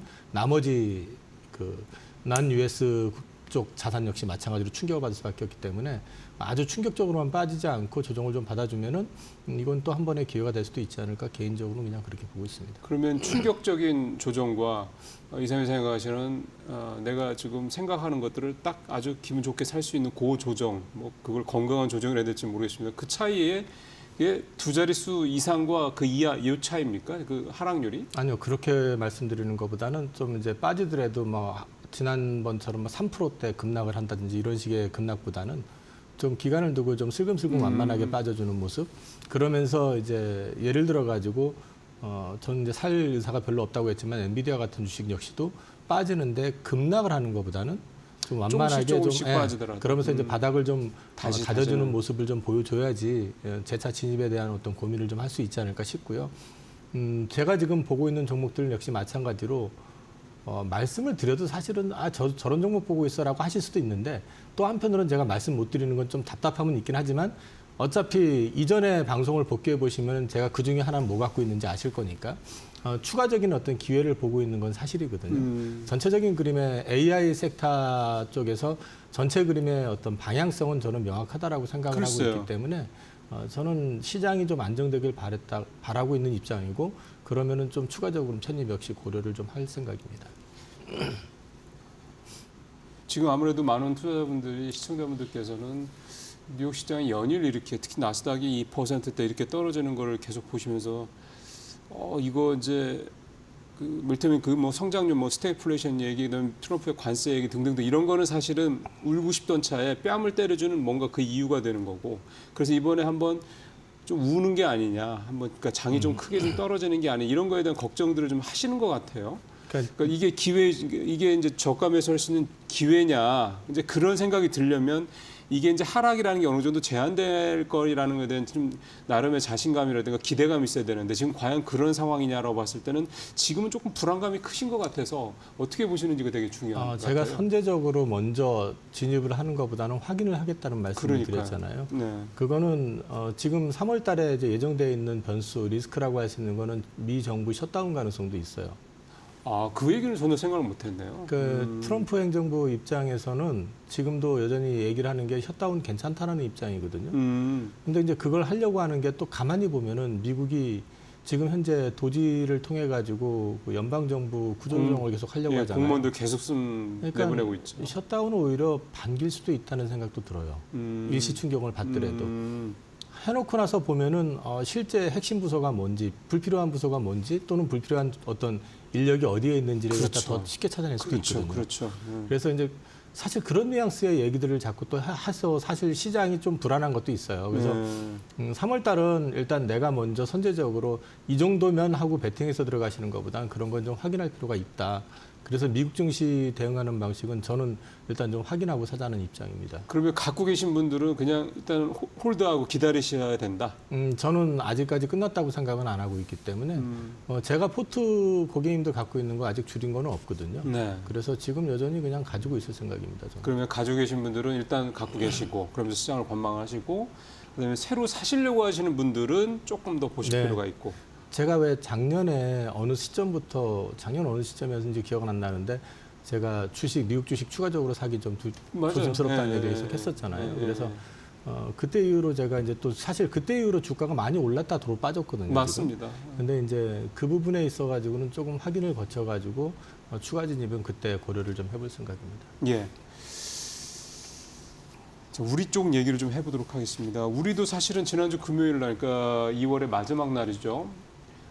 사실 굉장히 급락을 해서 이 3일 연휴를 보내시는 많은 투자자분들이 되게 마음이 좀 무거웠을 거라는 생각이 좀 드는데 사실은 그 다음에 뭔가 좀 분위기가 좀 좋아지지 않겠냐. 특히 이제 미국장이 지난주 28일 날 이제 현지 시간 28일 날 장은 또 좋았잖아요. 그러니까 기대치가 좀 있었는데 확 떨어지다 보니 그나마 기대치가 또 내려갈 수밖에 없는 게 아니냐 생각이 좀 들어서 오늘 우리 시장 같은 경우는 좀 전망을 하기가 좀 그렇긴 합니다만 이게 오늘 떨어진 것 쪽으로 더 반응을 하겠죠 아무래도. 일단 빠져서 시작을 할 것 같고요. 그렇죠. 제가 이제 여기저기 채널 출연할 때 이제 얘기를 하다 보면서 자료를 좀 정리하면서 보다 보니까 25일 날 저녁에 이제 출연했던 채널에서 이제 자료 정리하면서 그 출연해서 했던 얘기가 네. 뭐냐면 우리나라도 거의 대부분의 섹터가 한 바퀴씩 순환매 형식으로 다 돌았다. 이 얘기는 무슨 얘기냐면 추가적으로 상승을 하려고 그러면 어떤 모멘텀이 필요하고 네. 아니면 새로운 자금이 필요한데 지금 외국 자금들은 들어오고 있질 않잖아요. 그렇죠. 그러니까 외국인들은 지금 사고 있는 입장이 아니기 때문에 여기서는 좀 난이도가 좀 올라갈 가능성이 그 있다라고 말씀을 한번 드렸고요. 하셨죠. 예. 근데 이제 문제는 뭐 금요일 날 그렇게까지 하루아침에 이렇게 빠질 정도의 어떤 폭락이 나올 거라고 생각은 안 했지만 맞습니다. 일단은 이제 2월 중순까지의 어떤 좀 비교적 많이 빠져 있는 거 사놓으면은 순환매 형식으로 한 번씩 수익을 내줬던 그런 장세는 끝난 것 같고요.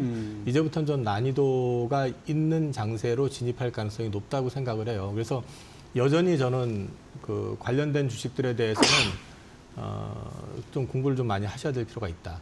그런 측면에서 이제 말씀을 좀 드리고 싶고, 네. 이것 관련해 가지고는 이제 2월 이전보다는 조금은 좀 고민을 하면서 투자에 대한 이제 접근을 하셔야 될 것 같고, 네. 현금 비중도 일정 부분은 좀 가지고 가시는 전략을 가져가셔야 될 것 같다는 취지로 말씀드리겠습니다. 예. 이게 이제 그러다 보니까 또 이번 달에는 사실은 이제 넥스트 트레이드라는 게 또 오늘부터 시작이 또 되고 또 이달 말에는 또 공매도도 또 시작이 되고 그러니까 뭔가 이제 기존에 없던, 하여간 뭐 직전까지는 없던 또 두 가지 또 새로운 변수들이 또 이번 달에 생기는 것도 앞서 말씀하신 그런 뭐 미국 시장의 어떤 상황, 미국의 어떤 경제 상황 이런 것들과 겹쳐서 국내에서도 이런 변수들이 또 시장에 뭔가 이게 사실 좀 편하지는 않은 것 같아요. 그러니까 좀 부담스러운 변수들이어서 이런 것들도 우리 시장이 이번 달에는 조금 주춤하는 데 영향을 미치지 않을까 생각도 좀 드네요. 이게 좀 편안할 때 이런 게 좀 진행이 돼야 되는데. 맞습니다. 좀 이런 좀 약간 좀 어려워지는 구간에서 이제 시작이 되니까 다들 좀 두려움이 좀 있는데 그러니까요. 대체 거래소 같은 경우는 사실 내용 훑어보면은 특별히 달라진 건 없습니다. 일반 투자자들 입장에서 특별히 달라진 건 없고 이제 투자할 수 있는 시간 자체가 8시부터 밤 8시까지 늘어났다라는 거 그리고 그렇죠. 대체 거래소를 통해 가지고 이제 소위 말해서 그 프리마켓 그다음에 이제 애프터마켓 그 시장이 열리는데 그 시장이 이제 그 매매 호가 방식으로 이제 거래가 되다 보니까 단일 호가에서 이제 거래되던 것이 실제 호가 방식으로 거래가 되면서 저녁 때까지 거래가 될 수 있다라는 이제 차이가 있다는 정도. 근데 저는 이게 이제 이 삶의 질 수준에서는 이게 과연 좋은 건지는 잘 모르겠는데 회사 이제 증권회사나 이런 금융기관 입장에서야 물론 좋겠지만은 밤늦게까지 계속 시세를 봐가면서 이제 고민을 한다라는 게 이게 좀 참 반드시 좋은 건지는 잘 모르겠지만 어쨌든 이게 글로벌 트렌드라니까 이제 그 진행이 될 거라고 보고요. 그 다음에 오늘부터 시행되는 거는 일단 10개 종목에 국한돼서 먼저 그렇죠. 시행이 되고요. 네.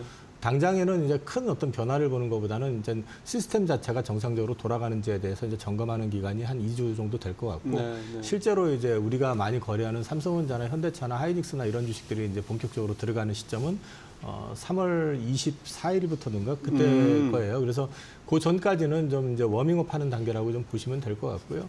공매도 관련해 가지고는 이제 이게 이제 딜레마 아닌 딜레마가 사실 이제 그동안에 좀 많이 올랐던 섹터가 있고요.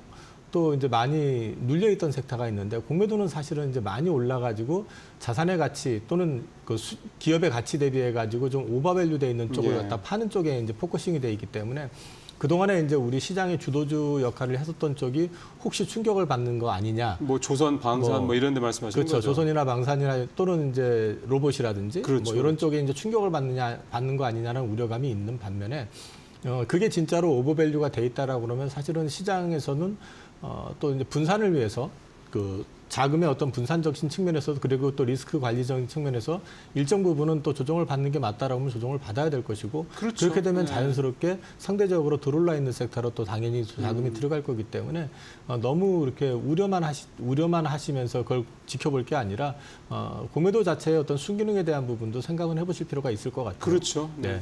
그래서 저는 그건 너무 우려하실 부분은 아니다라고 말씀드릴 것 같습니다. 공매도 자체가 이제 이제 그때 이제 공매도가 또 이렇게 일시 중단했었던 뭐 그런 이런 부분들에 대해서 이제 얼마나 개선될 건지 사실 뭐 이입 여부는 오늘 제가 이사님한테 여쭤보고 싶은 내용들은 아니고 그건 다른 데서 좀 다룰 것 같고요. 저는 사실은 중요하다고 보는 게 공매도 때문에 작년에도 이제 MSCI 선지지수 편입 같은 것들이 이제 더 보류되고 이랬던 부분들이 있잖아요. 그래서 결국 이제 공매도라는 게 됐을 때 외국인들의 수급 문제, 그다음에 공매도라는 게 중단됐을 때 외국인들의 수급 문제가 좀 달랐기 때문에 그 이유 때문만이라 할 수는 없겠습니다만 공매도가 재개가 된다면 이게 외국인들이 다시 돌아올 수 있는 뭔가 하나의 또 촉매 역할도 할 수 있는 거냐라는 부분에 대한 중요성이 좀 필요해 보여서요. 이 롱숏 플레이어들이 이제 복귀를 할 수 있는 하나의 명분은 주어질 거라고 봅니다. 명분은 된다.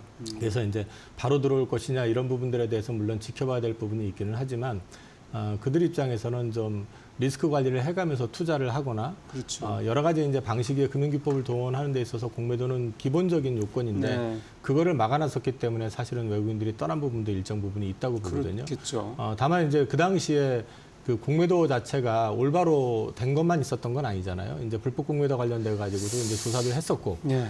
관련된 내용도 발표가 났었기 때문에 그런 부분에 대해서 이제 사전적으로 보완해 가지고 다시 그런 일이 발생하지 않도록 제도적이거나 아니면 시스템적으로 어느 정도 갖춰져 있는지가 이제 변수긴 하지만 그게 지금 정부 말처럼 갖춰져 있다라는 전제 하에서라고 한다면은 공매도 재개하는 것 자체가 시장에 반드시 부정적인 것 같지는 않습니다. 저는. 글쎄요. 그렇다고 그러면은 중요한 게 이제 공매도가 이제는 물론 그 사이에도 몇 차례 이렇게 잠깐 중지됐다가 이런저런 이유로 다시 이제 재개되고 이런 게 좀 몇 번 있었는데 이번에 이제 재개가 된다고 그러면 이제 말씀하신 불법 공매도 이런 부분들이 시스템적으로 이제 차단을 하겠다고 한 거니까 그게 이제 잘 지켜진다고 했을 때 공매도가 앞으로는 계속해서 이제 그냥 너무나도 다양한 제도로서 이제 우리나라에서 활용이 될 거라는 얘기인데 그러면 이제 개인 투자자들이 이 공매도라는 이 제도에 대한 그 생각을 또 좀 변화가 필요하지 않겠냐는 생각도 좀 들어서 무조건 나쁘다만 볼 게 아니라 이 공매도라는 제도가 외국인들이 잘 활용하고 기관들이 잘 활용하는 부분들을 개인들이 뭔가 좀 활용한다는 표현이 적절할지는 모르겠습니다만 이 공매도라는 게 기정사실화된 상태에서 이 공매도를 개인 투자자 입장에서 때는 어떤 식으로 좀 바라볼 것이냐, 어떤 쪽으로 자기 투자에 이용할 거냐 이런 부분들에 뭔가 방법이 있을까요? 개인 투자자들이 공매도를 하기는 그렇게 쉽지는 않을 직접 거예요. 하는 건 어렵지만. 네, 이제 그 리스크 자체가 공매도는 손실이 무한되기 때문에 네. 그거를 쉽사리 접근하시기는 쉽지 않겠지만은 예를 들어 가지고 이제 공매도를 많이 이제 쳐놨던 섹터가 네. 그 수급상으로 봤을 때 이제 서서히 그 공매도의 잔고가 줄기 시작한다. 예를 들어 가지고 그런 그림이 나온다든지 할 경우에는 사실 그게 바닥 시그널이 될 수도 있거든요. 거꾸로 생각해 보면. 예. 그래서 이제 공매도가 없이 많이 급하게 오른 주식 같은 경우 공매도가 급하게 나오기 시작하면은 그건 또 고점 시그널이 될 수 있는 그러겠죠. 거고. 그러니까 이제 그런 부분들을 거꾸로 이용을 해보시는 방법도 있을 것 같고요. 그 다음에 이제 공매도 같은 것들이 이제 이번에 이제 전 종목을 다 대상으로 할 생각이다라는 말씀도 좀 잠깐 나왔던 것 같은데 그 경우에 사실 이제 시장 내에서 보면 불공정 뭐라고 그러죠? 그 시세 조정? 네. 뭐 이런 것들 있잖아요. 이런 것들도 사실은 공매도를 통해 가지고 차단할 수 있는 효과도 분명히 있거든요. 그러니까 이제 피해자라는 측면에서 피해라는 측면에서 봤을 때 이게 주가가 빠지는 것만이 피해가 아니라 주가를 과도하게 올려가지고 예. 꼭 그 고점에서 그걸 개인들한테 털어버리고 개인들이 몽창 다 안고 쓰러지는 것 자체는 더 큰 피해입니다. 이거 맞습니다. 공매도를 통해 가지고 과하게 빠졌다면 그거는 분명히 회복이 되는데 그렇죠. 과하게 오른 주식 같은 경우는 이거를 제어할 수 있는 수단이 없으면 나중에 그거를 회복하는 거는 거의 불가능에 가까운 경우들이 많거든요. 그 소위 말해서 이제 뇌동매매 했다가 개인 투자분들 나중에 주가 떨어지면 네. 하루 손실이잖아요. 그래서 이런 부분들을 한 방향으로만 보실 필요는 없다. 그리고 이제 다만 이제 바라건대 저는 이 공매도 관련된 부분에 있어서는 이 시스템 자체도 중요하지만은 이 제도적으로 조금 더 제재를 강화해서 공매도 자체를 생각하지 않게끔 맞습니다. 아예 예. 그렇게 해주시는 게 사실 이제 믿고 이 시장에 투자할 수 있는 그런 배가 이제 근간이 되지 않을까. 과거에 보면은 이게 그 일반 투자자들이 그렇게 얘기했었던 불법 공매도 관련된 부분들을 실제로 조사해 보니까 몇 건이 계속 있었죠. 나왔었잖아요. 예, 예. 근데 이런 부분들이 이제 사실은 그게 아주 작은 일부분이 드러난 것이냐, 그게 전부인데도 불구하고 이게 침소봉되는 것이냐.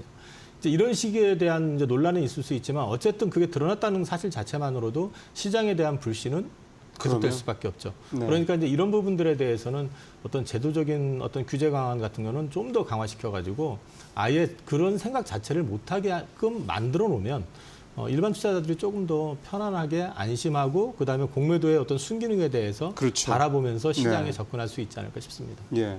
내가 꼭 공매도를 직접 하지 않더라도 잘 활용할 법이 필요한 거고 지금 저도 이제 이사님 말씀에 전적으로 공감하는 게 지금 여러 가지 좀 뭐 IPO 제도부터 해가지고 다양한 제도들 뭐 유상증자나 이런 것들 CB 발행 이런 것들도 조금 제한하거나 이런 부분들이 좀 만들어지고 있지 않습니까? 이제 상법 개정안 문제도 지금 어쨌든 논의가 되고 있고 뭔가 좀 제도가 좀씩 개선되는 과정 중에 이것도 역시 마찬가지로 투자자들이 좀 마음 편하게 투자할 수 있는 환경이 조성되는 측면으로 좀 볼 수가 있었으면 좋겠습니다. 시간이 좀 이제 마지막 질문이 될 것 같은데요. 요즘에 좀 이사님이 좀 좋게 보시는 뭐 특히 수급적으로 좋게 보시는 섹터 이런 게 있다면 어디가 좀 있으세요? 제가 계속 말씀을 작년 말부터 드렸었던 것 같은데 연기금이 집중적으로 매수하는 네. 섹터 종목을 보시라. 예. 그다음에 또 한 가지는 어쨌든 외국인들이 집중적으로 사는 거는 뭐가 있을 가능성이 그렇죠. 높다라는 취지로 말씀을 드렸었는데 최근에 주가 흐름을 보시면 물론 금요일 날 주가들이 많이 흔들리기는 했습니다만 주로 많이 올라왔던 것들은 연기금들이 집중적으로 매수했던 섹터들이나 또는 이제 그 외국인들이 이제 네. 집중적으로 매수했던 섹터들이다라는 거죠. 대표적으로 지난주 목요일 날 좀 반짝 상승을 했다가 금요일 날 살짝 흔들리기는 했습니다만 이 태양광 섹터 같은 경우만 하더라도 그 지금 4월 달 되면은 이제 동남아 쪽에 대해서 이제 패널에 대한 관세, 네. 그게 이제 미국에서 이제 관세 부과가 확정이 될 것이고, 예. 그다음에 그와 관련된 구조조정이 지금 중국에서 일어나고 있는 상황에서 미국 내에 지금 선수입했던 재고들이 줄어들기 시작하고 있다. 뭐 이러면서 패널 가격 올라가고 있고 모듈 가격 올라가고 있다 해서 실적이 개선될 것 같다라는 얘기들이 돌았는데, 그렇죠. 네. 이쪽 관련된 주식들 중에서 보면 하나솔루션이라는 회사 같은 경우는 지금 올해 들어와 가지고 연기금에서 241만 주를 샀거든요. 그다음에 이제 투신에서 한 60만 주 정도를 사 들어왔습니다. 그러니까 이 주식 자체가 이제 당장의 주가가 움직이고 안 움직이고를 떠나서 이런 매수 추이 이런 것들을 좀 지켜보실 필요가 있다는 거죠. 중요하죠. 네. 그리고 또 지금 주가가 최근에 이제 개인 투자자들이 사기 시작하면서 주가가 흔들리고 있는 원자력 분야 같은 경우도 최대 많이 들어왔었을 때 두산 에너빌리티 같은 회사가 연중으로 했을 때 올해만 했을 때 1,000만 주 넘게 샀다가 지금은 이제 790만 주로 좀 줄었거든요. 네. 그러니까 그게 보면은 개인 투자자들이 고점에서 들어오기 시작하면서 거기다 대고 외국인들이 파는 거거든요. 근데 이제 이런 부분들을 가만히 지금 사실하는 말씀을 드리는 게 아니라 이게 어느 시점 돼서 더 밀리게 되면 개인 투자자들 같은 경우는 주춤할 수밖에 없고 그거를 다시 다시 이제 그 어떤 시점 되면은 다시 되받아 가지고 살 수 있다라는 거죠. 그래서 이런 수급적인 측면을 좀 보실 필요가 있다. 그리고 이제 LNG 같은 경우 최근에 트럼프 대통령 취임하고 나서 이제 행정명령 서명하면서부터 다시 이제 트럼프 그 1기 때 했었던 게 다시 복원돼 가지고 이제 프로젝트들이 진행되기 시작하는데 최근에 보시면 알래스카 그 LNG 관련돼 가지고 일본의 이시바 총리가 가가지고 445억 달러 투자하겠다. 먼저 손 들었고요. 필리핀도 참여하겠다고 지금 손을 든 상태고 한국에도 미국 행정부에서 한번 의왕타진이 들어왔었고 그다음에 알래스카 주지사 역시 마찬가지로 우리나라 그 주미대사를 만나가지고 LS카 네. LNG 사라 네. 뭐 이런 식으로 이제 들어왔다고 하거든요. 그러면 이제 LNG와 관련된 부분들은 결국 미국이 LNG를 팔아가지고 재정 적자, 무역 수지 적자를 막으려고 그렇죠. 하는 입장이 명확하다고 하면 그런 쪽과 관련돼 있는 주식들 같은 경우도 수급을 한번 보시면 생각보다 네. 괜찮은 수급을 보여주고 있는 회사들이 꽤 됩니다. 그래서 이제 그런 예. 것들의 당장의 주가 흐름보다는 추이를 보시다가 어느 시점부터는 한번 관심을 가져보시는 것도 괜찮을 것 같습니다. 예, 이사님과 좀 말씀을 나눴는데 역시 수급이 중요합니다. 그래서 일단 연기금 아직까지는 계속 사고 있으니까요. 그다음에 외국인이 지속적으로 장과 관계없이 사는 종목들 여전히 좀 잘 살펴볼 필요가 있다. 이렇게 좀 말씀을 좀 해주셨습니다. 오늘 여기서 이제 이영주 이사님과 마치도록 하겠습니다. 이사님 말씀 잘 들었습니다. 네, 잠시 후 마켓나 1부에서 또 오늘 투자 전략 잘 살펴보도록 하겠습니다. 잠시 후에 뵙겠습니다.